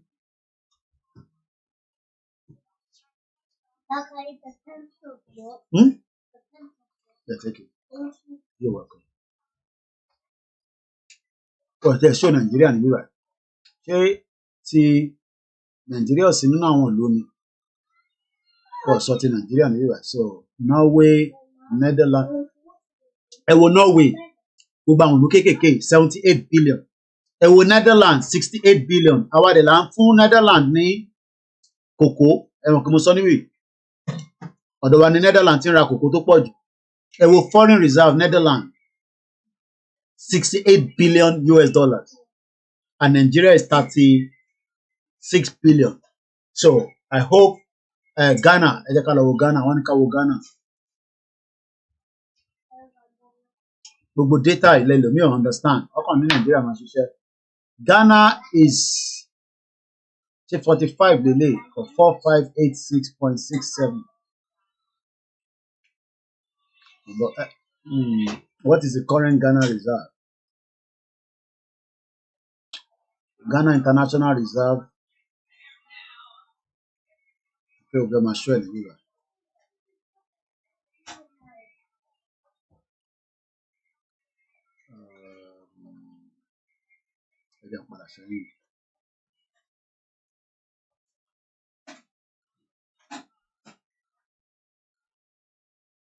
Ghana was $9.6 million in KOKORO. Ghana foreign exchange. Okay, Ghana foreign exchange reserve is 59.25 USD million. So that's about 5.9 billion. Yeah, 5.9 billion. I mean, we can consider that Ghana, because a very small country, could have been Nigeria. So Ghana is 5.9 from what I'm looking at. Ni gold reserve, one 8.74 tons of gold reserve. Messed up in the African country alone. Complete messed up. 5.5, 5.9. Okay, so you don't show 5.925. Only 5.9 billion US dollars in Ghana reserve. 5.9. Definitely Nigeria map for the more doom for economy as Ghana International Reserve almost empty. IMF. This is a news from Ghana. And what it said. I don't know the problem. More doom for economy as Ghana International Reserve almost empty. I'm going to do a program about all this because the more strong reserve, the more problem. Ghana International Reserve is projected to end 2023 at approximately 3 weeks of import cover at 0.8 months, representing an almost depleted national reserve. This is according to the 2023 International Monetary Fund Regional Economic Outlook report. So, by Ghana and stress. The projection by fund is, however, contrasts to the central bank's summary of economy and financial data. So that is about that. So just to complete the program, because I am now 8 minutes away, which is going to be our last final part of the program. From wherever you join us, Nigeria is not going to work. Forget it. It is too late. And we should all prepare to exit that country. The most attractive IT outsourcing destination in Europe. In the course of the most recent decade, the IT business in Bulgaria has expanded profoundly in terms of its capability. Considering this fast yet stable advancement of outsourcing to Bulgaria, the country can be seen as one of the best outsourcing destinations in the worldwide perspective. In the past, agriculture, metallurgy, production of goods and chemicals were the center of Bulgaria's industry. These days, they are greatly replaced by industries, for example, IT and telecommunication services. This movement, starting with one organized zone, the moving on to the next, demonstrate the expanding significance of the IT business sense here and almost around the world. In connection with this, the general advancement of financial exercise in Bulgaria and the attitude of national IT experts have changed the nation into a destination of profound interest to a rising number of local and foreign organizations who are highly interested in the development opportunities it offers. A Bulgarian outsourcing company paying attention to our client pre-relinquished and details, we need to facilitate their IT-related problem, help them summon such difficulties that are related to IT sector. With quality service offered by us, we have mastered mobile application, Windows application, HTML5, .NET, custom software development, desktop problem, learning management, ERP, and various other software solutions which coordinate the most elevated rate of overall quality. Bulgaria most favored spot for its outsourcing in Europe. My question to those Nigerians today is, do you think that you will get to this side at all? It's entirely up to you. As I leave us in the hands of Eledumare, that is how far I can go at this particular junction. I would like to appreciate everyone. Nnamdi Kanu must be free. He's not a criminal. He hasn't committed any crime apart from the fact that he's asking for the right of the Biafra people. Some say we should continue with Nigeria, even as much as we all know, this man, let me bring his face out, used his influence to deceive Nigerians. Remember, he was a criminal that used ITT. Today, ITT that we all know has collapsed. International, whatever it was called, but we call it international TIF.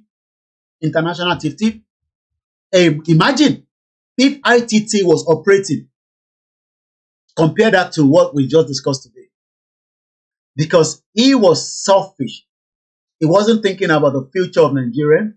It's all about them. Today, yes, you're right.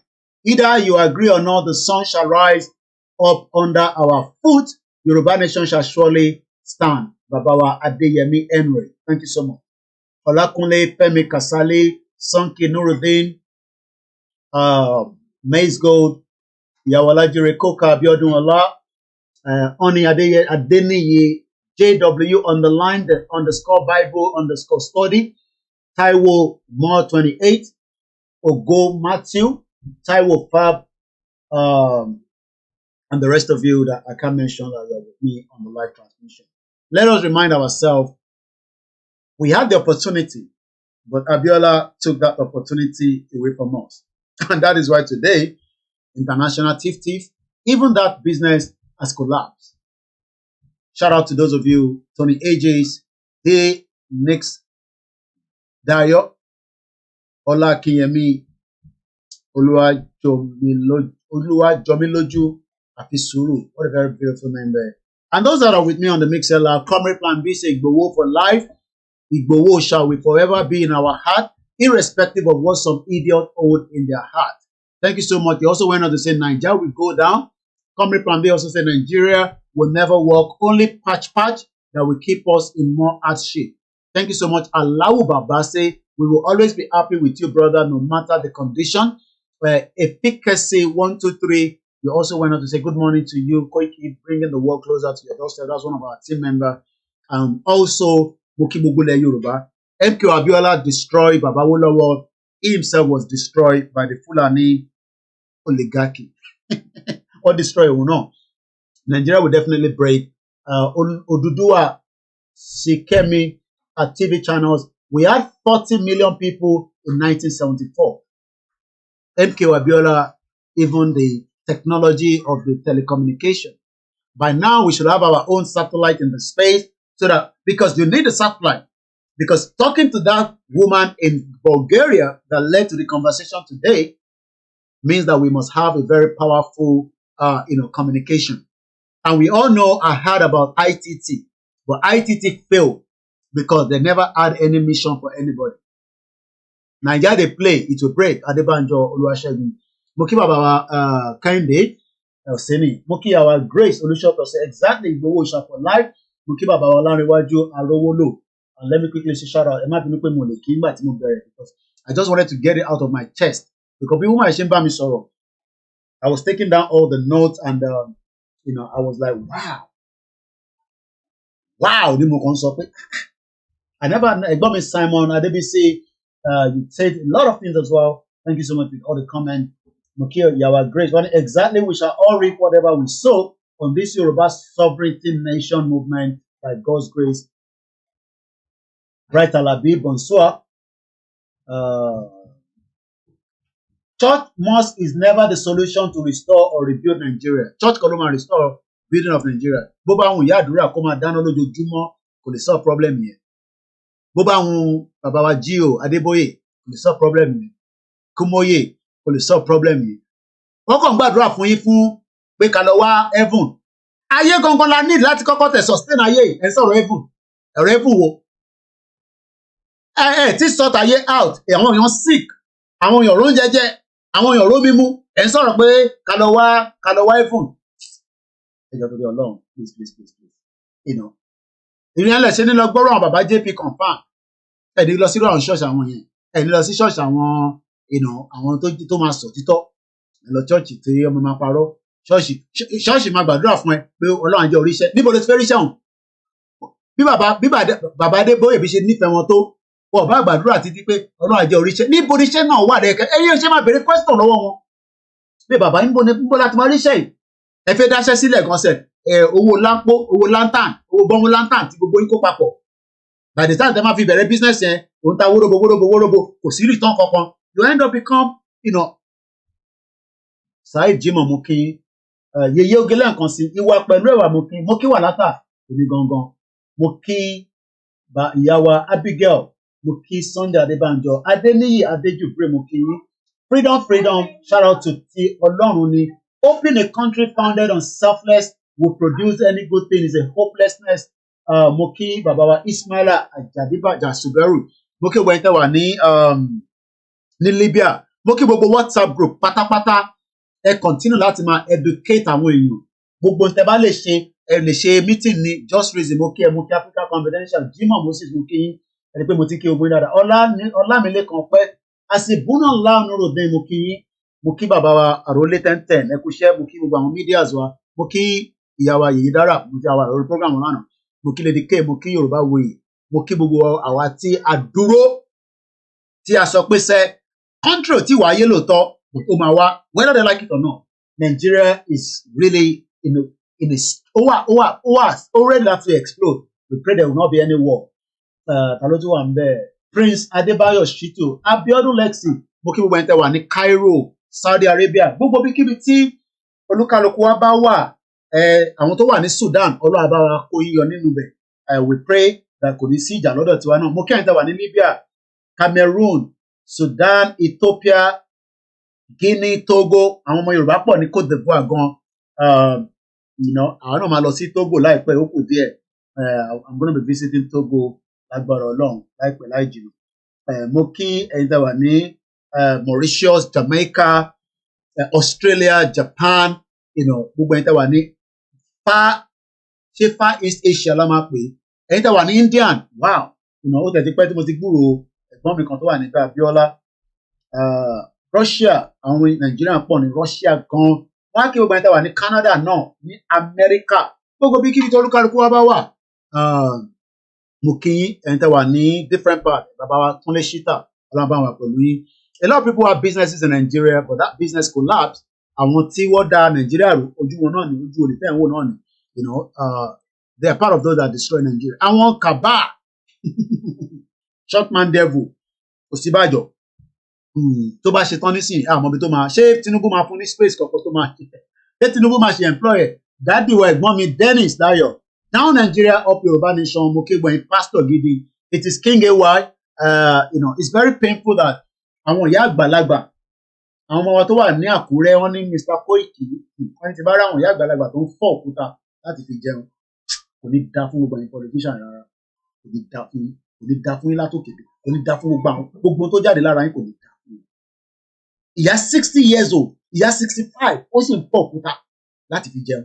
Tó bá fọ́ òkúta ní ọ̀sán confam ni wọ́n sẹ́ni wọ́n sẹ́ni píkà àwọn ìyá yẹn, but àwọn tó ń fọ́ òkúta tó jẹ́ kan náà ọmọ wa tó wà ní òkè lọ́hùn. Picture yẹn wà lọ́wọ́ mi, but mo lè ṣọ́ ẹ̀ torí kan náà àwọn boys tó bá mi ṣiṣẹ́ ní tó fi ń supplement rẹ̀ nìyẹn. Ó máa ń fọ́ òkúta ni. Kódà bàtà tó wọ̀ níjọ́ tí mo rí gan sẹ́ bàtà yìí Ọlọ́run ẹ̀kọ́ lọ la màmá rẹ̀ lẹ́sẹ̀ ẹsẹ̀ máa jẹrà pátápátá ni. Kò ṣe safety boot ló ń lò. Ìyá ń jẹ àwọn èèyàn nílé o, ẹni kan ló mọ̀. Ìyá ń jẹ ṣégè. A ti parí ètò àgbà kọ́, so I'm just rounding up. ìyà ń jẹ àwọn èèyàn wa gan nílé ni o. Bẹ́ẹ̀ni, MKO had a friendly romance with Abacha because of power. Wọ́n padà yanjú ẹ̀ náà ni. Ọlọ́run foríjì gbogbo wọn, kọ́lọ́ máa yanjú ẹ̀ ní heaven. Ó balẹ̀ jẹ́ kò ṣe kékeré. Mo kí gbogbo alẹ́ nǹkan sí i. Ẹni tí mo bá dárúkọ ẹ̀, ẹ má fi ṣèbínú. Mo kí ẹ̀yin ẹgbẹ́ GR1. Mo kí àwọn Global Directorate. Wọ́n release article kan tó ń kí Tinubu, but wọ́n jẹ́ kí Tinubu wà pé Yorùbá nation òun lẹ àwa dúró lé lórí. There's nothing wrong akọni ẹ̀ wọ́n kí Tinubu kò matter. Mo sọ pé Tinubu ọmọ Yorùbá ni. Òun ló wà far right nísìn. In the next few days nísìn or few weeks, Tinubu ló máa wà ní center. Ṣẹ̀rí pé ó wà ní far right lẹ́gbẹ̀ẹ́ olórí burúkú Oṣì Ọmọlè. Kí ló ń wá? Go and look for her, ó wà lókè. Òkè náà ló máa wà. Mo kí ìyàwó Far East, ẹ ṣe gan ni mọ́mí wa alájírí kókà. Àwọn èèyàn pọ̀ ní Far East yẹn gan. Àwọn Igbo pọ̀ ní Far East, Indonesia side yẹn. Iṣẹ́ oríṣiríṣi náà ló ń ṣe níbẹ̀, kọ́ ló ń bá wà pẹ̀lú. Àwọn ọmọ Yorùbá kọ̀ọ̀kan náà wà níbẹ̀. Àwọn kan wà ní Bali. We are all over the world, all over the world. But àwọn politicians, they are not ready. Ike Keremadu, àjọ wà ní London, 10 years kò tí jáde nílùú. 10 years. She's not going. Tó bá release ẹ̀ gan ní after half of the sentence, wọ́n sì máa fi sí tag. Ibẹ̀ ló ń pè ní UK. Ike Keremadu is a lawyer, highly intelligent, but ó fẹ́ lo £80,000 tó ń ní lọ́wọ́, ó fẹ́ fi ṣe surgery fún ọmọ ẹ̀. But kò lọ ní ọ̀nà àìtọ́ tó dáa. Ọ̀nà wà pẹ̀lú wọn. Ọ̀tún látẹ̀mí tọ́pẹ́ mo kí gbogbo ẹ̀ta wà ní gbogbo tí olúkálukú wà tí ara ní èmi ò lè sọ pé kọ́lọ̀ má jẹ́ kára ní wá. Ìtẹ́lọ̀ fi jẹ́ kára ní wá ni pé ká kúrò ní Nàìjíríà. Ṣé rí àwọn àdúrà kan wà tàbá Ọlọ́run jẹ́ kára ní wá adẹ̀síwá ní Nàìjíríà. Ara máa ní wá náà. Because gbogbo tí mo kà lẹ̀ nísìn. By now tó bá yẹ pé irú àwọn MK Abiola yẹn ṣe dáadáa ni ITT yẹn ó yẹ kó ti blow ó ti employ more people káwa náà máa ti ṣe dán pè ní outsourcing. Bulgaria is 7 million. Gbogbo tí mo sọ in 3 hours. Tó bá fi pé yẹn kò lè jẹ́ kí o ronú pé kí Yorùbá kó dá dúró o lè ronú kankan mọ́ láyé ẹ̀.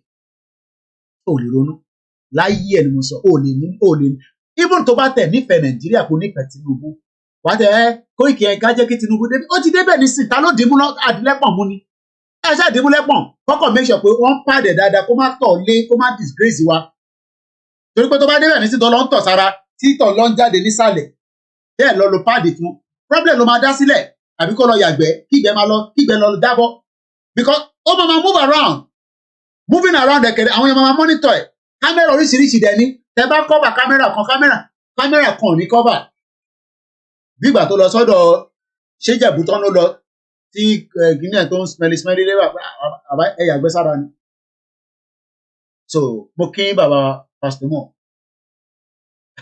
ọ ní kí n má lọ Togo anytime ni máa ń travel láti wà lórí social media mo ń travel náà ni mo kàn ń sọ sílẹ̀ fáwọn èèyàn ni mo ń bọ̀ ní Togo ẹ lọ́ máa dúró dé mi kò sí ìlú tí mo lè lọ láti inú ilé mi kò sí ìlú tí mo lè lọ any country ni mo lè lọ mo sọ fún yín in advance ẹ máa retí mi ní Togo mo kí ẹ̀yà rẹ just ready so ẹ̀yin tẹ́ ń support Nigeria you have the right a lè hold yín kẹ́ má support Nigeria but ṣáà máa rántí pé Nigeria kí ló ta ló rẹ̀ níbẹ̀ Ṣẹ́gun Yóbò àbí àmọ́ sọ sílẹ̀ ni pé please branch àti kẹ́nẹ́ no mo ní wá sí jẹ́ mo ti wá sí mo wà lábẹ́òkúta ní gbogbo 3 weeks ago tí mo wá ra wàrà àti àwọn kan tá a nídìí nílé mo ní kẹ́ pàdé mi gbogbo yín ò pàdé rè mo wàṣọ sójà ń bí mi pé kí ló ní mo ṣe wàṣọ sójà mo náà gbogbo yín ni bò máa rí pé ràn pé Togo rà kó rí àwọn yẹn pé díẹ̀ tó kọ́ sọ fún Buhari pé kó máa dúró dè mí ní Togo máa wọ Togo láìpẹ́ máa wọ Togo mo nílé dé kẹ́nẹ́ ẹ jẹ́ rán Ọ̀ṣínbàjò wá sí kẹ́nẹ́ Ọ̀ṣínbàjò níbo ló wà short man devil ìwọ náà ni mò ń pè ta ni mo fẹ́ máa pè ìwọ náà ni báńdé kẹ́nẹ́ tó dé bẹ̀rẹ̀ grand bàbá ó lọ́wọ́ ó ṣépè fún gbogbo ẹ̀yin olórí burúkú politician bẹ́ẹ̀ ṣe dáadáa sílẹ̀ Yorùbá kí má yẹ kí ó ṣépè ṣe àdúrà ni kí n ṣe fún ẹ ọdún 8 wo bi tí Nàìjíríà wà ó dúró sábẹ́ búbù mo understand kí ni mo fẹ́ àwòrí ọ̀pẹ ni mo understand bí ti báwo tí bá tún fẹ́ understand kọ ẹ pé mi náà lè ṣe skit láti lè fi máa pa owó ọ̀nà àpẹẹrẹ ló máa jáwó nísìn. Ìyá mi Comfort Nike mú kí yín. Ibrahim Akanji mo kí gbogbo yín. Ẹ jẹ́ máa lọ mo ní other commitment tí mo ní láti ṣe, family affairs náà wà. Mo ti fún wa ní 3 hours 9 minutes. A lè lọ ká má gbọ́ you don see Ìgbòho tó bá sọ pé tí Ìgbòho ò ní sí nínú Yorùbá nation tán rẹ̀. Ìbà Gani Adams gan mọ̀ pé bọ́ọ̀ fi ti Ìgbòho ṣe àlọ́ anywhere wàláì bó ṣe jẹ́ ìbà tó ti mo respect. Gbogbo àwọn bàbá gbé Banjo gbogbo pátápátá lọ́mọ. Kò sí bàjẹ́ extra tire bẹ́ẹ̀ ni mo kí yàrá ìyàwó ẹ̀gbọ́n mi ló wà fẹ́ mi. Kóka Idris tó bá ń support Tinubu o ní right láti support ẹ̀. Tó bá ń support Ṣèyí Tinubu o ní right. But pocket ẹni kò ṣáà máa wò pé owó wà lápò ẹ̀ 2,000 naira ní United Nations sọ every day Monday to Friday. Òṣòwò data owó tó máa fi jẹun 2,000 naira Monday, Tuesday, Wednesday, Thursday, Friday, Saturday, Sunday. Ó gbọ́dọ̀ máa wà lọ́wọ́ ẹ̀. Tó bá ti níyẹn you are part of the abject poverty tí mò ń sọ lójoojúmọ́. So problem ti ẹnìyẹn kò ṣe problem ti ẹnìyẹn. Ẹ jẹ́ agbọ́jẹ́ kọ́mọ̀ jàre ká tó máa lọ.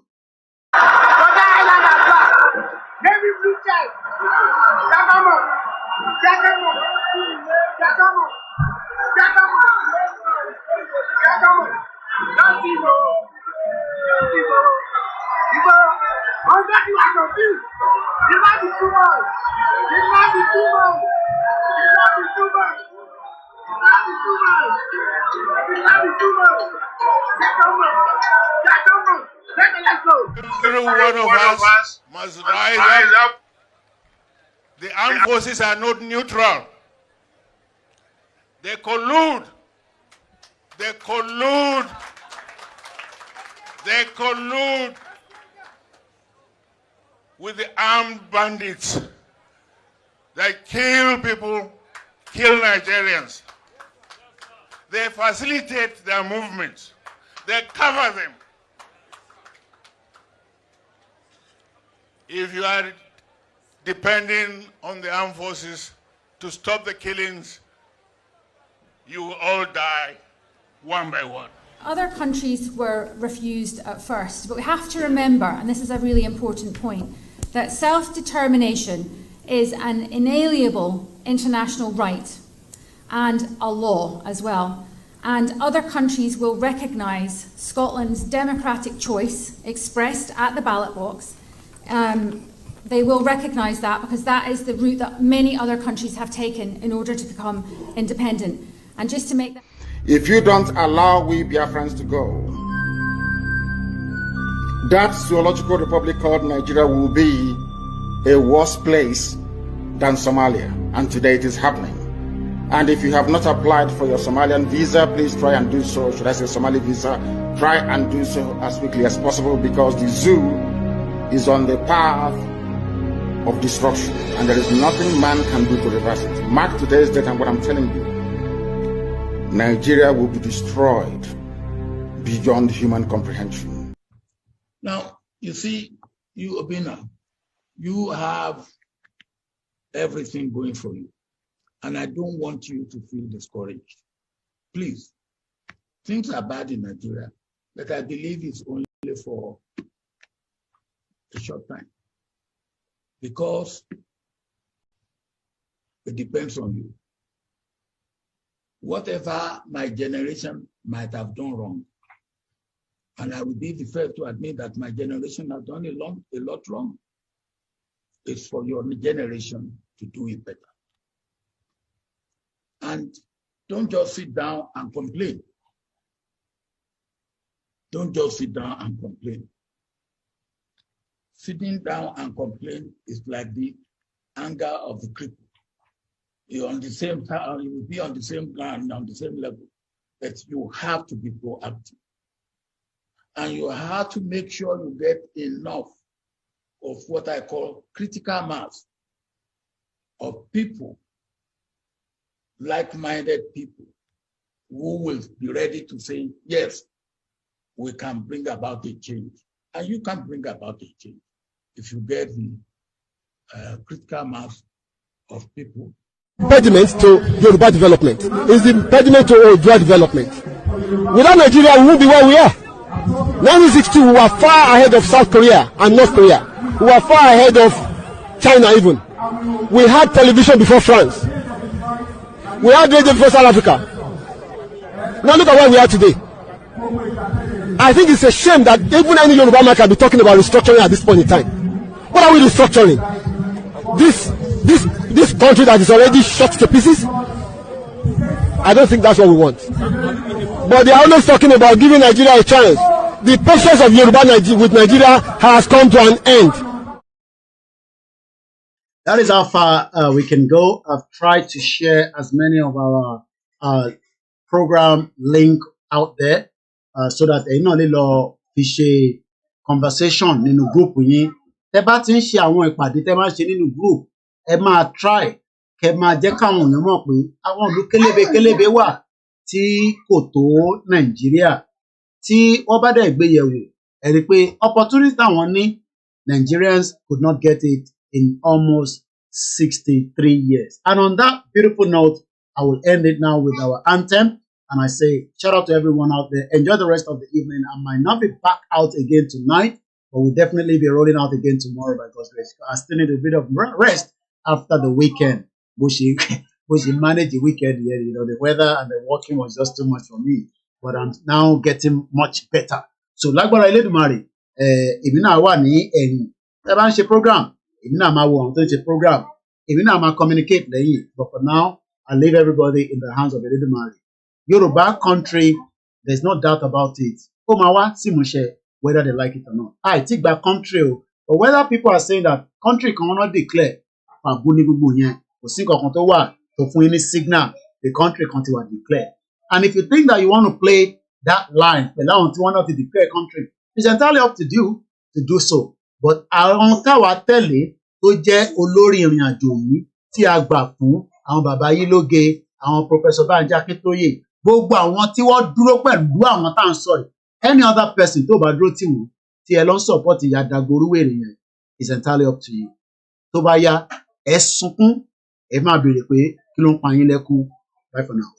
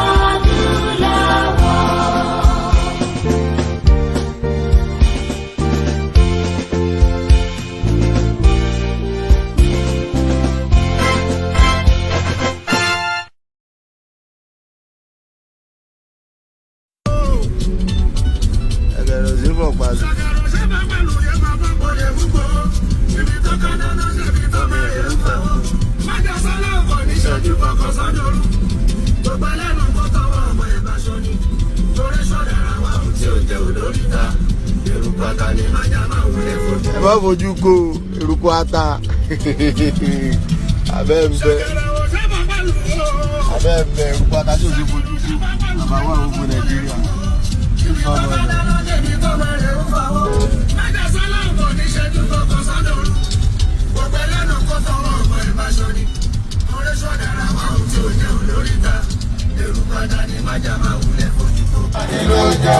ọmọ Oòduà ọ̀gá Fúlàní ló jẹ́ o. Yorùbá nation yìí ti gbogbo wa ni kó má gbọ́dọ̀ bàjẹ́ torí kò sílùú mìíràn.